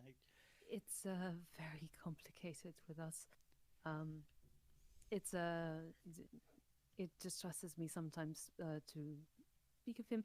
But yes, if you could maybe give us an idea of what to expect for this evening. And she starts scratching at her left hand through her gloves. He looks at that and goes, do you need a drink? Actually, something to steady myself for the rest of the evening would be appreciated. Merci. You go back to your room, I'll grab you something, okay? She nods and she just goes straight to her room. He looks to Charles. Are you on good terms with her? What, Esther? Yes. Give her 5 minutes, knock on, and then he grabs a bottle from behind the bar and goes, give her 5 minutes, offer to give this to her, and if she needs someone to talk to, you offer. You're a good sort. You know that, Mr. Carter. I understand. You have to understand this is my job. I have to be good at this kind of thing. I understand, but it doesn't stop the fact. I try my best. Anyway, I've got work I need to do. You see to your friend. Will do. Good luck, Carter. Thank you, sir. Diego, are you just heading straight home, are you? Yes. Okay, we'll do Diego's interaction first, and then we'll go to Charlie and Esther. Okay. Okay, Diego, I'm assuming you're just going to reckless drive home? Not too much. Okay. A little bit faster than normal driving speed. Is that your normal or everyone else's normal? Other people's normal. Okay. You make your way back to your house. You don't get any interruptions, and you get home and you climb up the stairs. Enter. Excuse me, sorry. You enter your room, into your flat, and you find Quincy kind of just relaxing on the bed. He's not unconscious. He's just kind of chilling there. Hey, Diego. Hey, you alright? Yeah. My legs have grown back. That's cool. Can you move them? They're a bit stiff at the moment, so probably the insides are still fixing themselves up a bit more. Probably in a day or two I'll be able to walk again, which is nice. Hopefully soon. How about you? You have a good day? Or night, even? Kind of hesitates, but keeps smiling, and it's like, yeah. Some interesting interactions. That's good. Well, I'm assuming interesting means good. Yeah.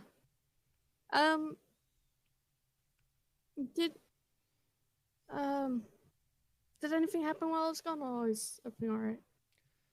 No, it's been quiet. Did a little bit of stretches. Tried to make myself get a little bit of exercise, I guess. But that's about it. Just been resting. That's good. Do you need me to get you anything to drink? I'm good. The one you gave me the other day was more than I needed for a while, so I'm good. I'll let you rest. You should probably do that. You look a bit out of it. You okay?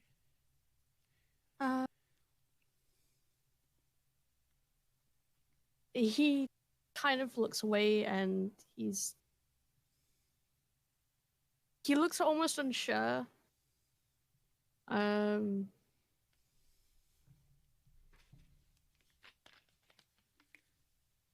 Just something that's on my mind.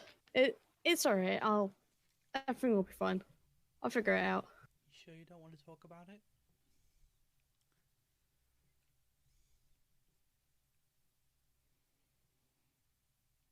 I don't. You're alright? Can you say that again? He.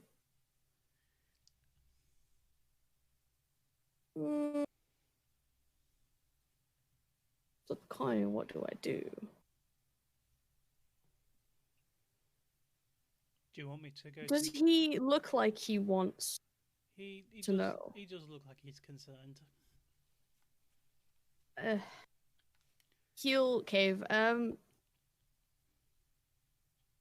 guess I can talk a bit about it. What happened? He'll explain. He doesn't. As much. Yeah, he doesn't interrupt you at all. He just sits there listening.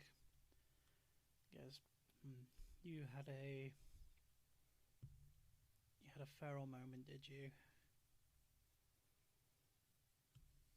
Yeah, that going berserk is something that happens to us when things go dire. We're not one of the non-romantic things they say about us is that we're pretty. They don't say about us we're pretty unstable creatures as vampires. Yeah, to be honest, I don't know if this is reassurance, but you're lucky you didn't kill him.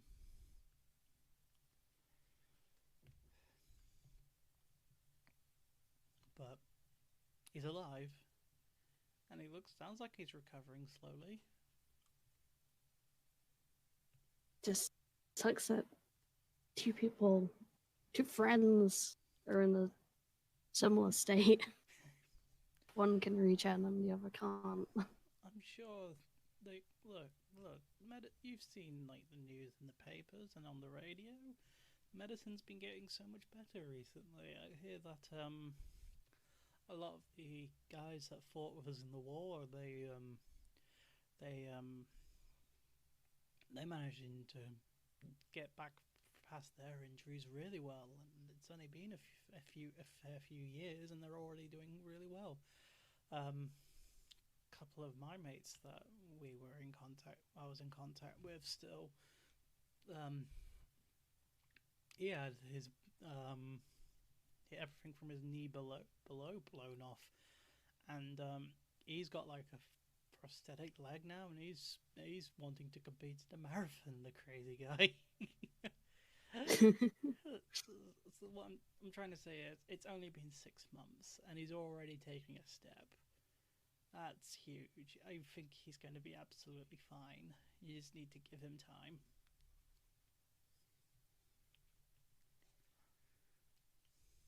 Then nothing happens. Sorry, can you say that again? I didn't hear that. Yeah, I just need to hope nothing happens until then. He's in that really prim and proper hospital. I doubt anything's going to happen to him, especially with that big security guard you said about.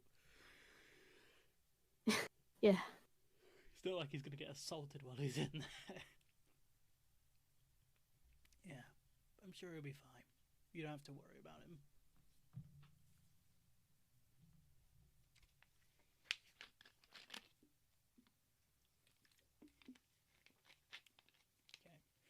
Do you just go into the other room and kind of rest up now, or what are you planning on?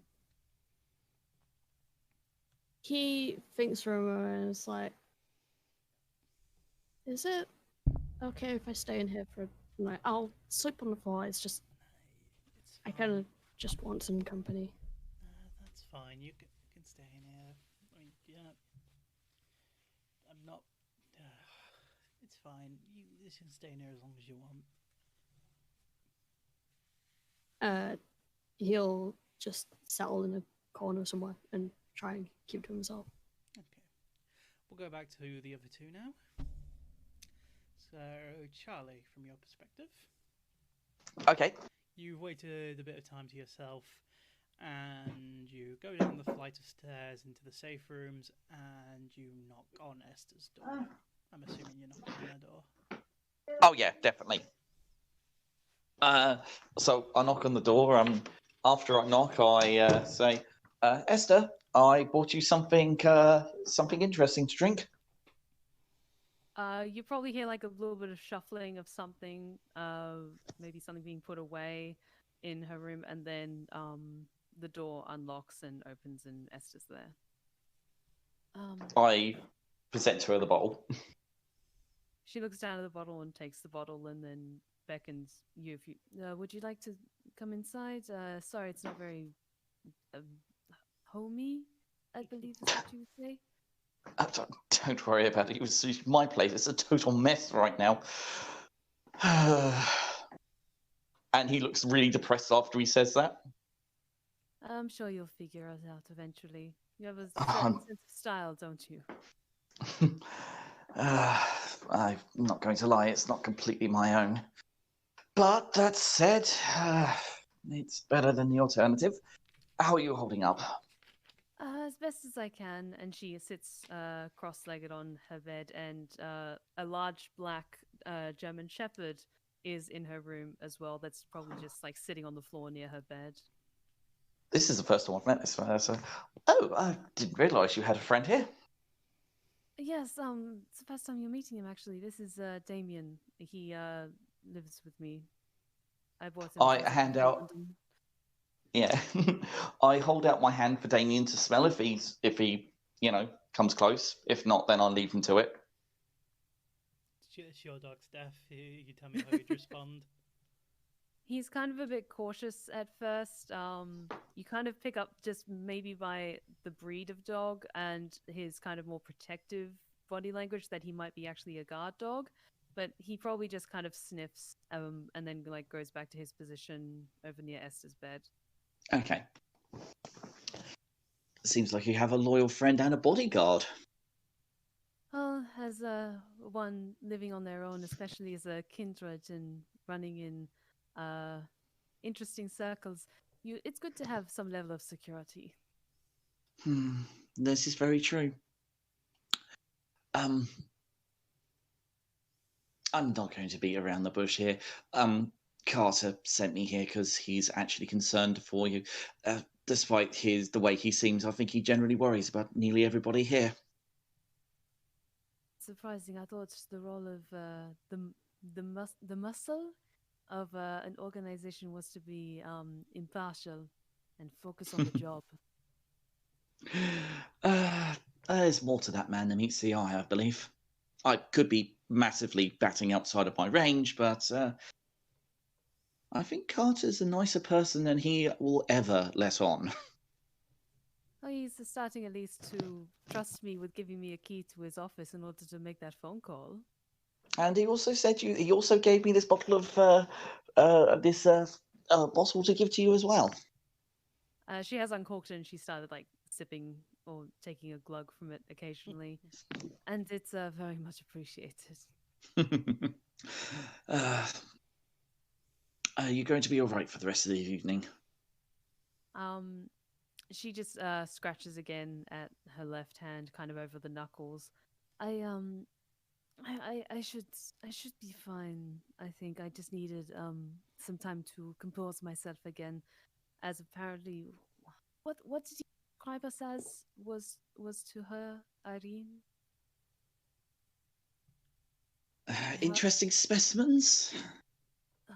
Perhaps we just have to stand in the same room as her before she departs for the evening. I'm hoping it just comes to that. She seemed quite fond of getting too close for comfort. Well, I actually would quite like to understand the woman a lot more. So if I happen to be given the opportunity to run interference for you, I will happily take this upon myself.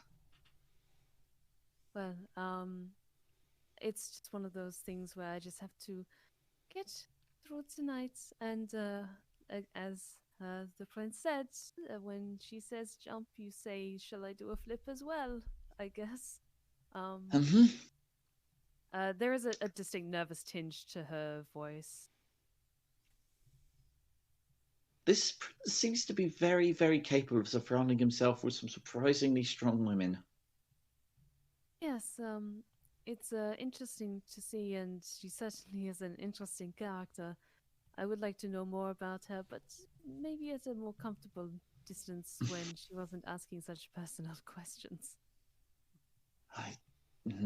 I completely understand. But as I said, I am more than happy to run interference for you. If I can, I will try to do so in a way that doesn't annoy her. But yes, I will. I think that if you need to stay here a bit longer, I will go up preemptively. If you're happy to return, I will happily escort.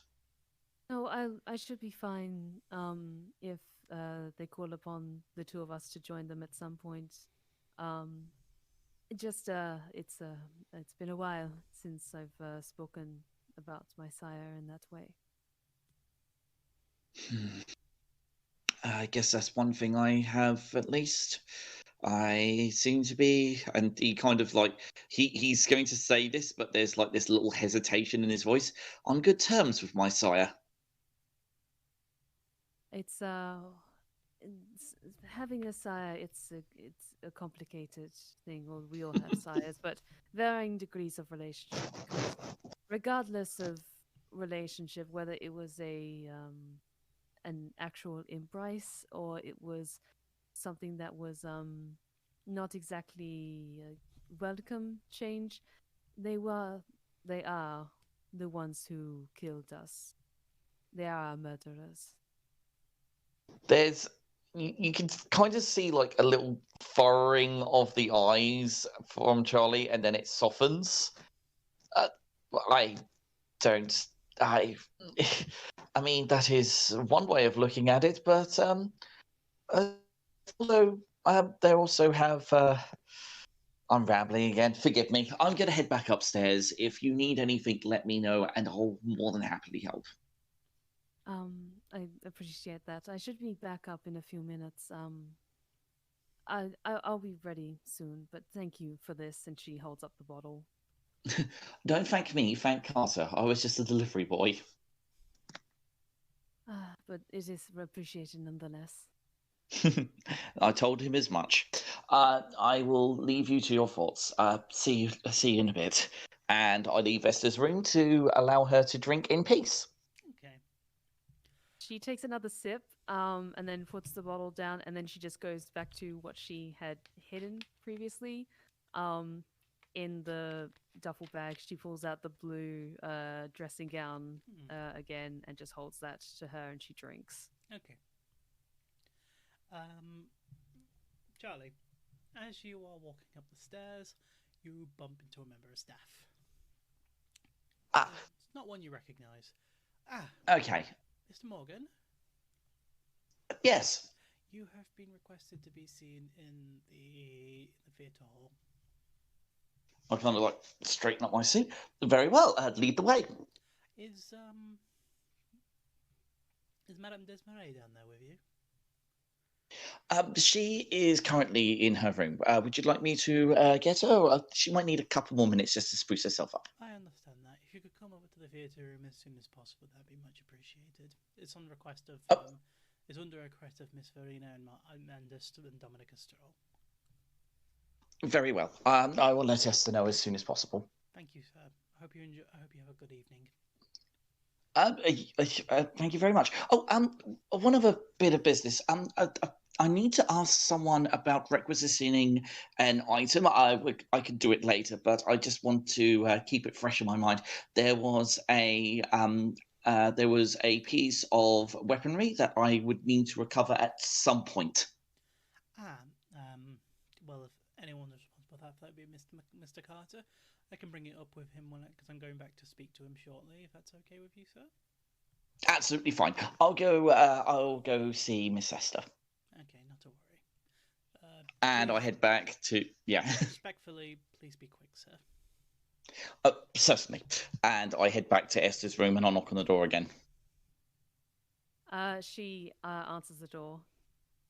I'm sorry to do this to you, Esther, but our presence has been requested. All right. Give me a second. And she had actually the robe in her arms, and she quickly puts that away in the bag again. She gives herself a quick spritz of perfume, and then she'll take a last swig of the bottle and go with Charlie. Okay. As you climb up the stairs, you enter the main theatre. You realize that all the chairs have been rearranged into a large circle, with two in the middle, kind of facing back to back against each other. There's a large crowd of members of staff, and there seems to be a bit of a bustle going on. Do you push your way forward to find Dominic or Lady Verena? Yeah. Okay. Yeah. After a brief moment, Dominic finds you. Okay, so there you two are. He kind of pulls Charlie to the side slightly and goes, "Look, I'm sorry you have to go through this, but if you can do this for me, I promise I will owe you both a favor. Understand?" Understood. Charlie is visibly confused. Look, the sooner it's over, the sooner we can get it done. Just do what you're told. I certainly. He leads you towards the center of the circle, and he hustles along Esther to come with. She follows, but she's looking wary at what this setup is, but she still follows. She asks you to. He points towards the two seats. If you would both like to take a seat, if that's all right.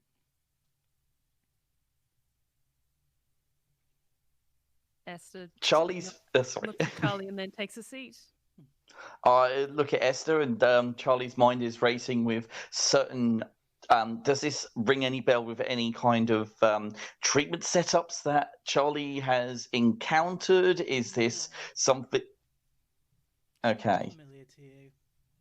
Right. In which case, it might be familiar to Esther. However, Okay. Just grab the character sheet if that's okay. Mhm. Esther Desmerade.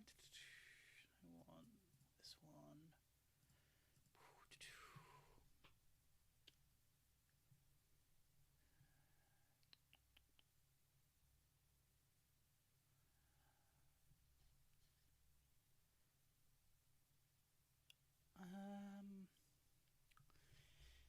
Just make me a flat intelligence roll if that's okay, please.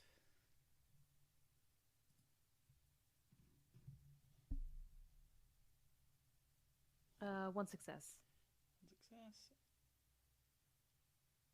No crits. Your mind is twinging a little bit, but you're not exactly familiar with what's going on. Okay. Okay. So, after a brief moment, the two guys that walked in with Irene enter the circle, and one of them each faces you. They look you up and down, and start walking around the chairs. You feel they ask for your arms to be put behind the chair. I have a questioning look on my face, but I do so. Okay. As you do so, you feel what appears to be rope as your hands are tied behind the chair. Esther? Esther consents to this as well because this is important to do. Okay. Yeah, after they do that, they both kind of say the same things to you. Can you at all break free from that tie? I'll give it a go. Make a strength check for me, please. Oh yeah. Do I even need to, considering my strength? Let's give it a go anyway. You could get a crit pass. This is fair. No, you cannot break free from the tie. I rolled a 1. You give yourself a slight amount of rope burn. No, that's pretty. That's very, very firmly restrained. Okay, Esther, same question has been proposed to you. She tries to give it a good tug and see if she breaks through. Gives it a strength roll. 1 success. Just one. You think it loosens up slightly, but you eventually just give up trying to do it because you know you wouldn't be able to break this free. You need a lot of time to do it. Yep. Okay, very good. You are to, obviously, as you're tied down, you are to remain seated at all times. You are to follow all instructions that are issued to you, and at any point, if you feel like you are uncomfortable, well, you're gonna have to deal with it.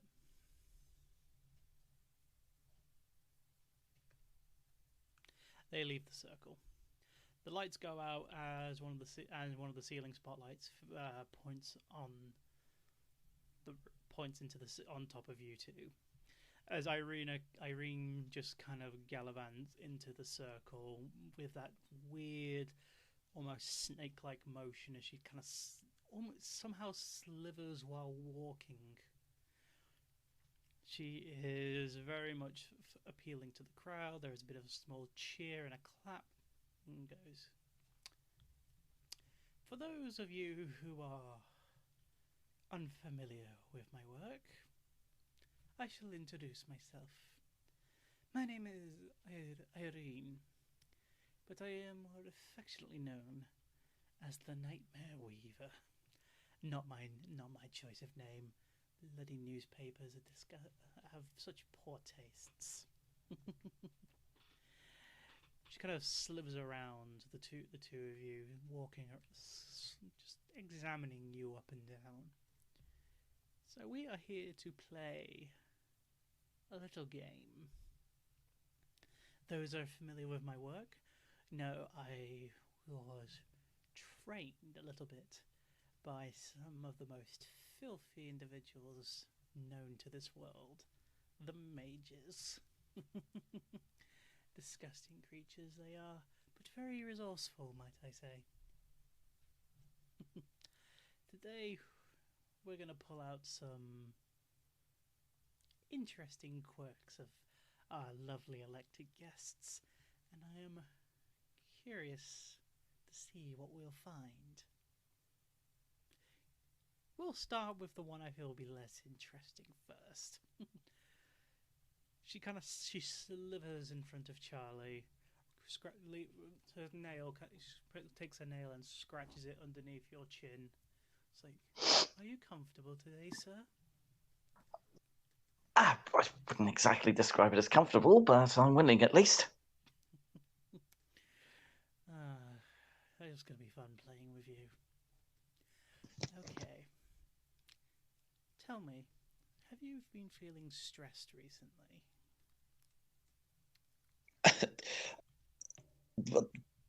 Stressed is mildly putting it. I have been under a lot, yes. Very good. Makes doing what I need to do a little bit easier. Now, I want you to do me a favor.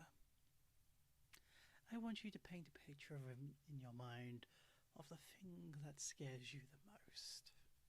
Oh, Amina comes to my mind immediately. Do you get a sense of shock, sense of fear?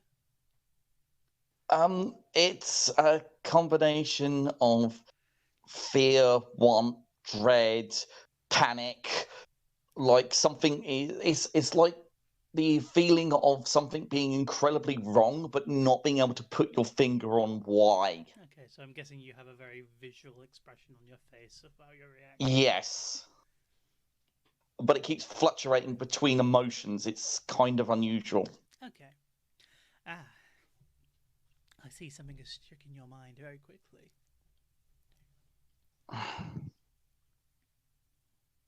Yes, it's an image that is constantly in my thoughts. As I predicted, but it'll be fun to play with nonetheless.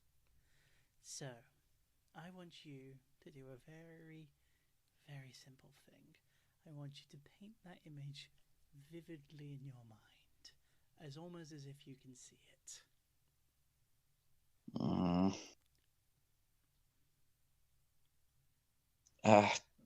Yes, of course. Can you see it? Can you see the presence of your fear? Yes. Now, I want you to imagine. I will have to ask a question. Have you had a nightmare about this fear recently? Charlie, he's struggling to actually give an answer to that one. Is that a yes? I want you to make a resolve check for me, please. Oh, yeah, certainly. Resolve and composure, specifically. Here we go. Where is... give me a minute. Just trying to find everything. Resolve and composure. 1 second. Sorry, it's being a little slow. Fine. No modifiers. Oh wow! Okay, that's impressive for Charlie. Any ones? Hey, no ones. You are pretty firm in your being held together right now.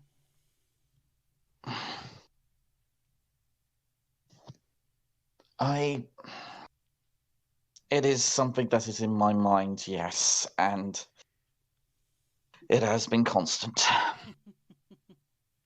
Good.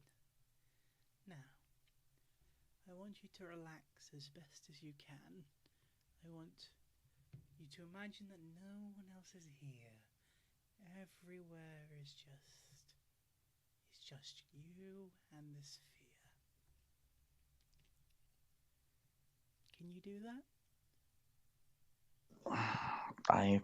Yes.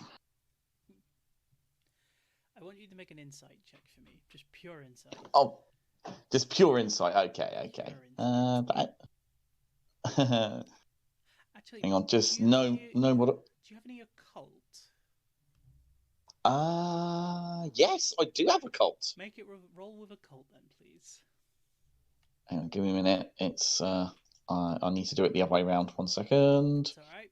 Sorry, it's being a little weird. Occult with resolve, you say? Yes. I know it was. Yeah. So occult with resolve. Insight. Sorry, I meant to say Insight. Council. Sorry, Hang on, give me a second. that. Occult with resolve. No, resolve. Insight. Oh, hang on, that's weird. I can't actually. Doesn't look like it's giving me the option to do that. You can't do two double stat. You can't do two stat rolls.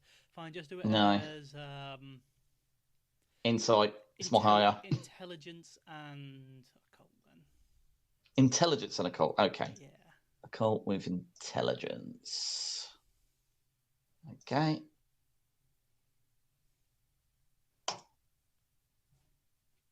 Oh dear, there's a one in there. Okay, so 1 success overall.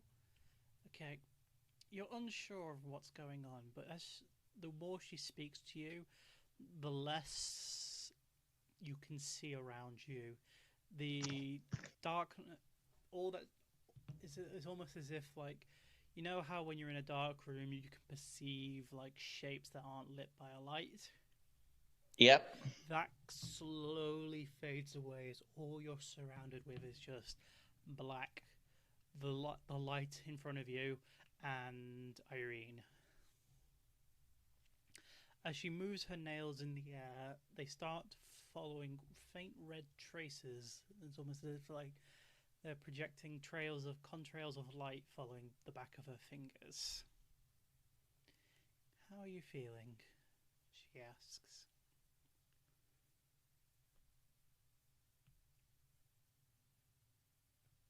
Charlie? No, is he disconnected? Yeah, disconnected for a split second. Okay, did you guys hear the question? Nope. How are you feeling? Not exactly at my best. 1 sec. Sorry. You feel an unnerving sensation, but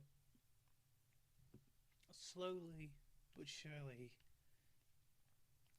the vision that you see slowly starts walking out of the darkness. It's shadowed, it's faint, it's hard to fully perceive. You're not quite sure if it's even there in your presence or not. Would you like to make a composure test for me? Oh, certainly. Composure. Flat composure. Just flat composure? Flat composure. What's that? Flat composure, Blank. please. Flat composure. To-do. Okay, damn. A single success. No one's. You feel it's not immediate because you're a bit disorientated and you're not quite processing it, but you genuinely believe that Armina is in the same room as you currently, and she looks very angry at you. Now, I need to ask a question. How much control do I have here? Is this pure subconscious, or is this... You cannot tell. Your arms are bound. You still can sense that. But you seem to have your wits about you. But you're not terribly sure whether or not this is real or not. Okay. There is, like... If anyone can see me, there's visible panic. Visible, but how visible we're talking? Are you going into hysterics? Are you not yet, but that's closer. Halfway towards panic attack, I should imagine. Okay. Irene smiles at you, and she looks towards the figure of Armina. She beckons it forward with with like the come hither kind of gesture with her fingers. She steps closer and grabs you by the throat. It's hard. It's a weird sensation. It feels like dust in the air, but it's not. It's not like a physically tangible object, like you're being grabbed, but it feels like there's a pressure on your throat that you can't quite comprehend.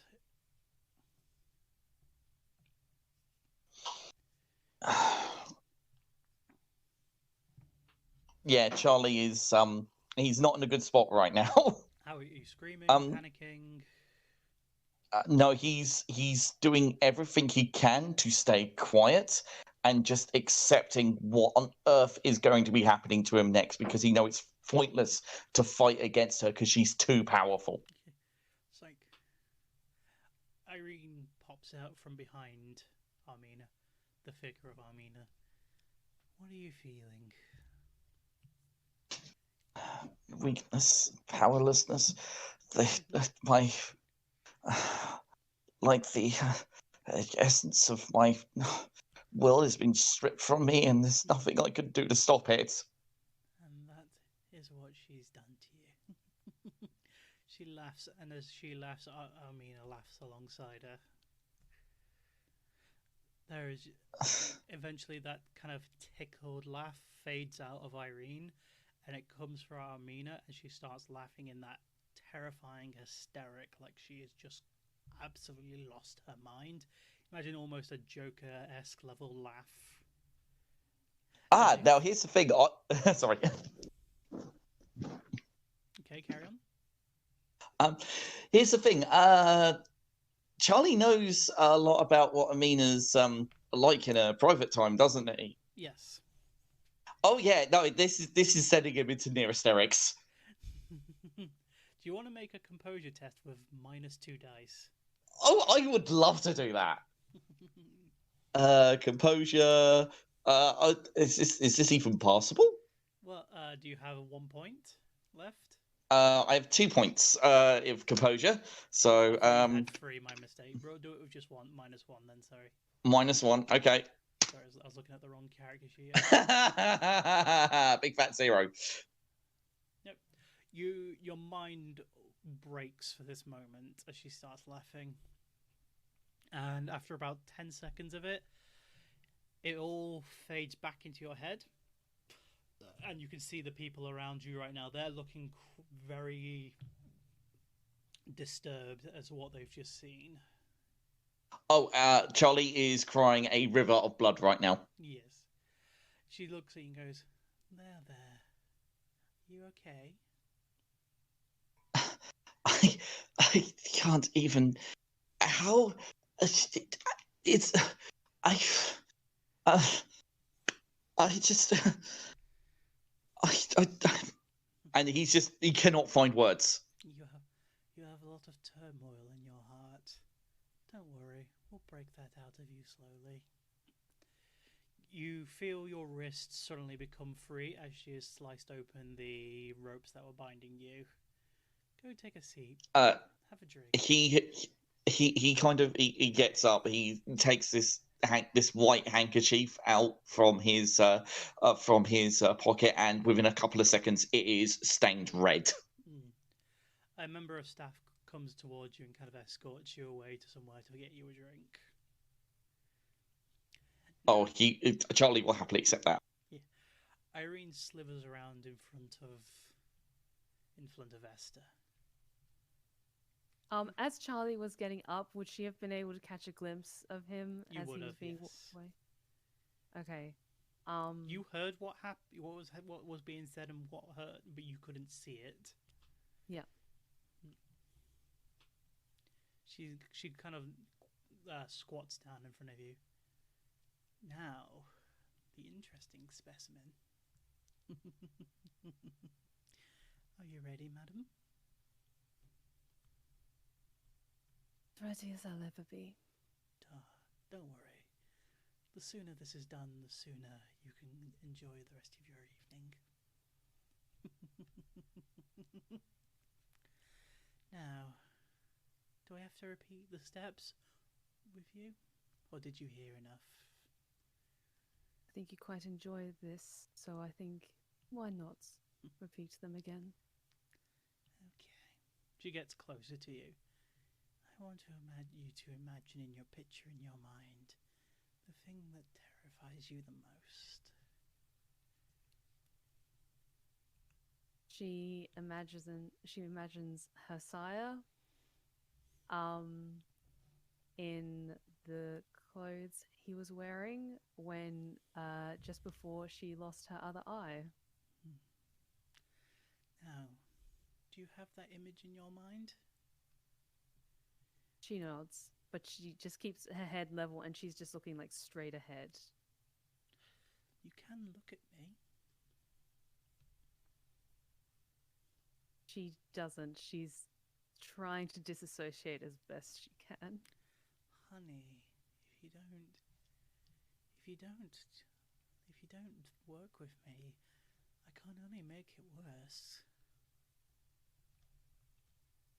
She wraps her fingers kind of around the ropes that are around her wrist as though to kind of brace herself, and then she turns and she looks at her. Very good. Very good. Now, tell me, have you had a nightmare of this fear recently? She nods. Is it most nights? Only recent ones. Good.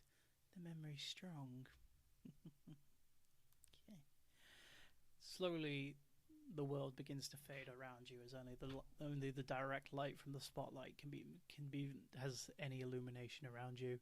You cannot no longer see the silhouettes of the people. This thought of yours, it's very potent, is it not?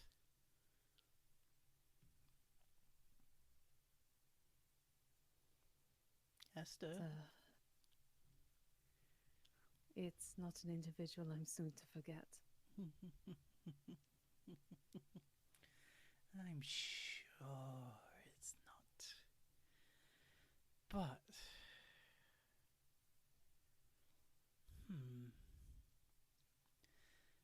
Tell me. I want to see your reaction. More than anything else here.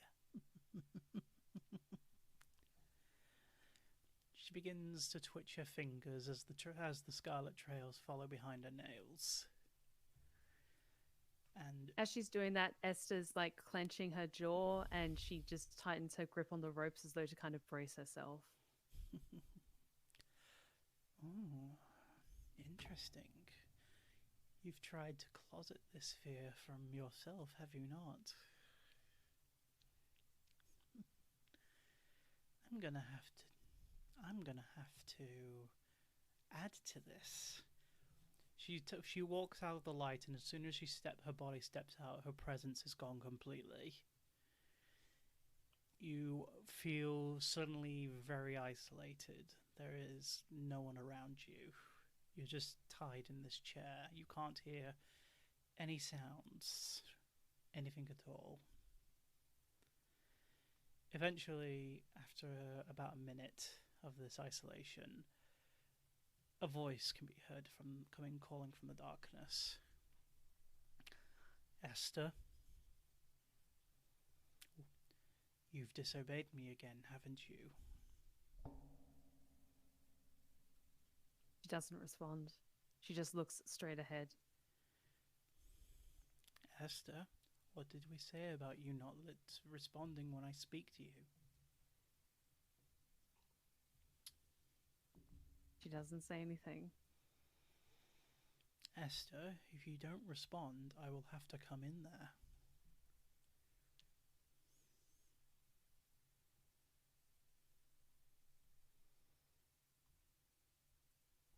She doesn't say anything. Pity. The language changes into French. So you hear communications of opening doors, and eventually you hear the subtle hissing of hydraulics as and the metal clanging against metal. A familiar silhouette you've seen in your recent dreams appears in the perceived light directly in front of you. The uniform can be seen, but the face is shrouded. Quick question, just out of character. Can Charlie see this? Or is it just Esther? You won't know that information. Okay. But for the sake of the audience, Charlie can see this. Oh God, Charlie's got his notebook out and he's taking notes, even despite the crime.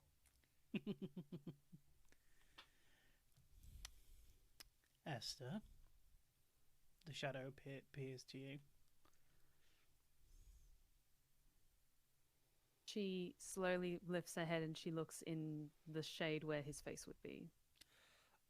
The only thing as you look into it perceives more and more into the light. A light starts filling in his face. The only thing that can be seen is the eye that's opposite that matches up. I've forgotten which side your face is burned. So the eye that directly aligns with your burnt eye. Yeah. It kind of almost glows in its own radiant light. You have been disobedient again, haven't you? There's nothing wrong with wanting to keep some thoughts to myself, and some words as well. You hear what appears to be sounds like him pulling something out of his pocket. You can't make out its shape. It's too cloaked in a veiled shadow. As he steps closer to you, will you start behaving, or are you going to have to be punished?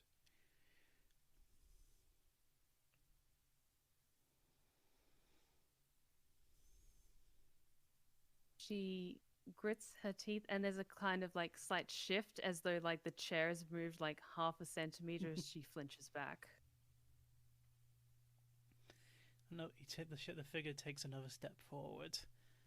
I said, are you going to behave, or do you need to be punished?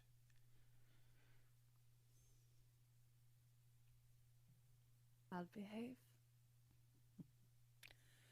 I don't think you understand. You've already been very disobedient. You feel, as he walks closer, the weight of his presence starts pressing against you. It feels like it's emitting its own force of gravity as trying to push your body away from you. He rests his hand on one of your knees, and you feel a cold sensation come from it. Now, how long before I have to stitch you back together again?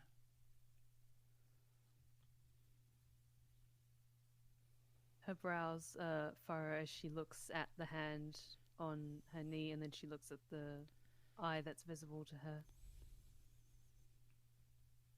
When you took me away, you promised that no one would ever hurt me again. And unfortunately, you didn't do the one thing I told you to behave. A sudden sharp pain you feel go into your leg. The twisted shadows kind of break free as an ornate knife has dug into the side of your kneecap.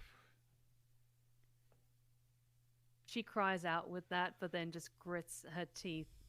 She cries out in shock and not expecting that, but then she just grits her teeth to try and push her way through it, but her eyes are clenched shut as blood tears start to form. You look down and you see the blood start flowing out.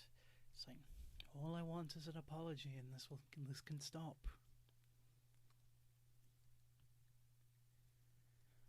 I've got many things to apologize for, and according to you, where should I start? How about with, I'm sorry, Sebastian. tell me what I'm apologizing for, and then I'll consider it.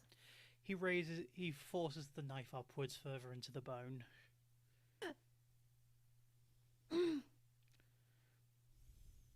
He doesn't say anything.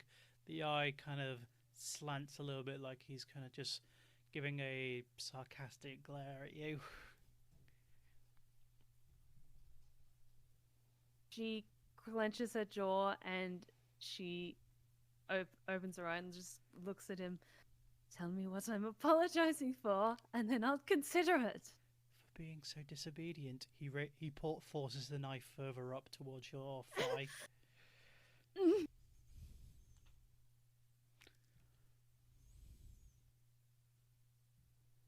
She just glares at him and just keeps her jaw clenched, and her other foot that is not being stabbed is just kind of scraping against the floor like she's trying to force herself away, but of course she can't. Yeah. But she just glares at him and doesn't say anything. He just, you can hear a sigh. We were doing so well before. You see his hand kind of open up, and he just forces the blade all the way through your leg. It goes from one side into the other. At that, she throws her head back and screams. He starts laughing. The laugh is unusual, and it eventually fades into a more feminine laugh as Irene's presence can be seen in front of you. There we go. And eventually the darkness around you fades out, and you seem to have snapped back into the real world as what you perceive it as. Okay, she lowers her head again and she just looks at her knee. Is there a knife still stuck in it? There is absolutely no marks that you have been touched. That leg starts shaking as she just tries to steady herself and just compose herself, as it were. Irene frees you from the chair.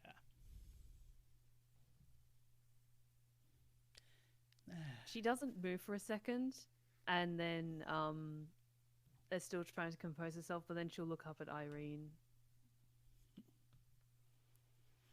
You have a lot of damage in you. You need some care. Maybe you weren't as held together as I thought.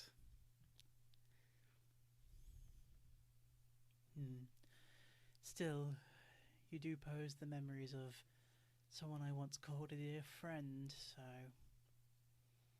I'm at least entertained sufficiently from tonight's excursion. As you kind of start piecing the world around you together, you can see that everyone surrounding you is just completely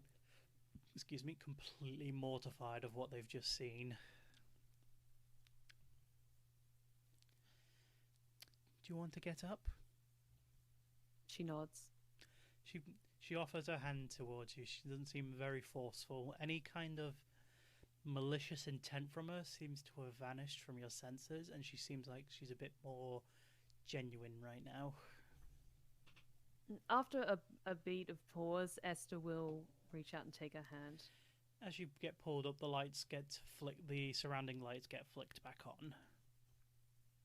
And there's just tears of blood running down her face and staining her hair where the hair is covering her other eye, but it's just dripping onto her shirt. Irene grabs a handkerchief and wipes your eyes off. There. It's okay. You probably haven't faced your fears in a very long time, it seems. She nods. Tell you what, Mr. Estrel keeps some premium sustenance in his office. I'm sure I can convince him to share something nice with you this evening.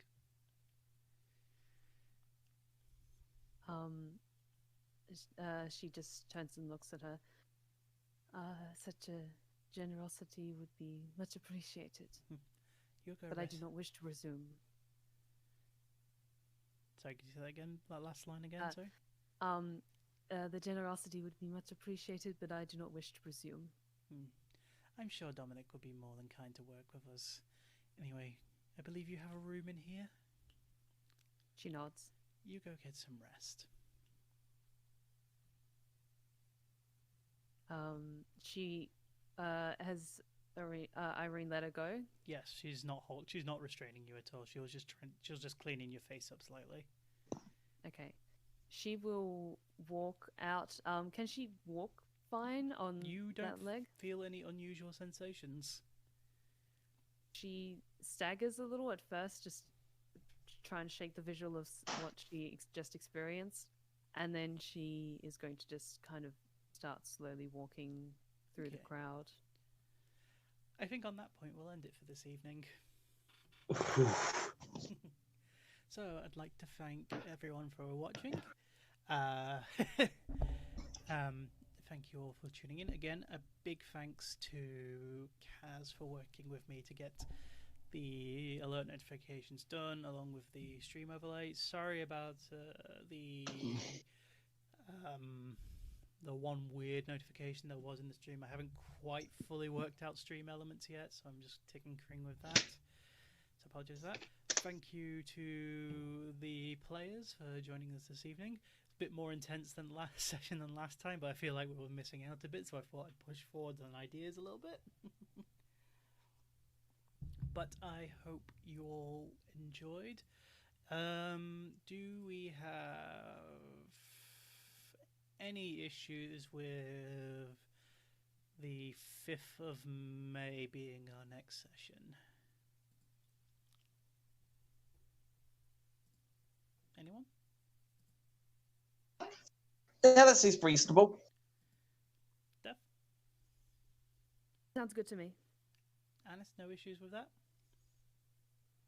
No issues. Cool. Well then, we will sign off for the evening. I hope everyone enjoyed tonight's episode, and we will see you all next time. Thank you very much for watching. Bye bye.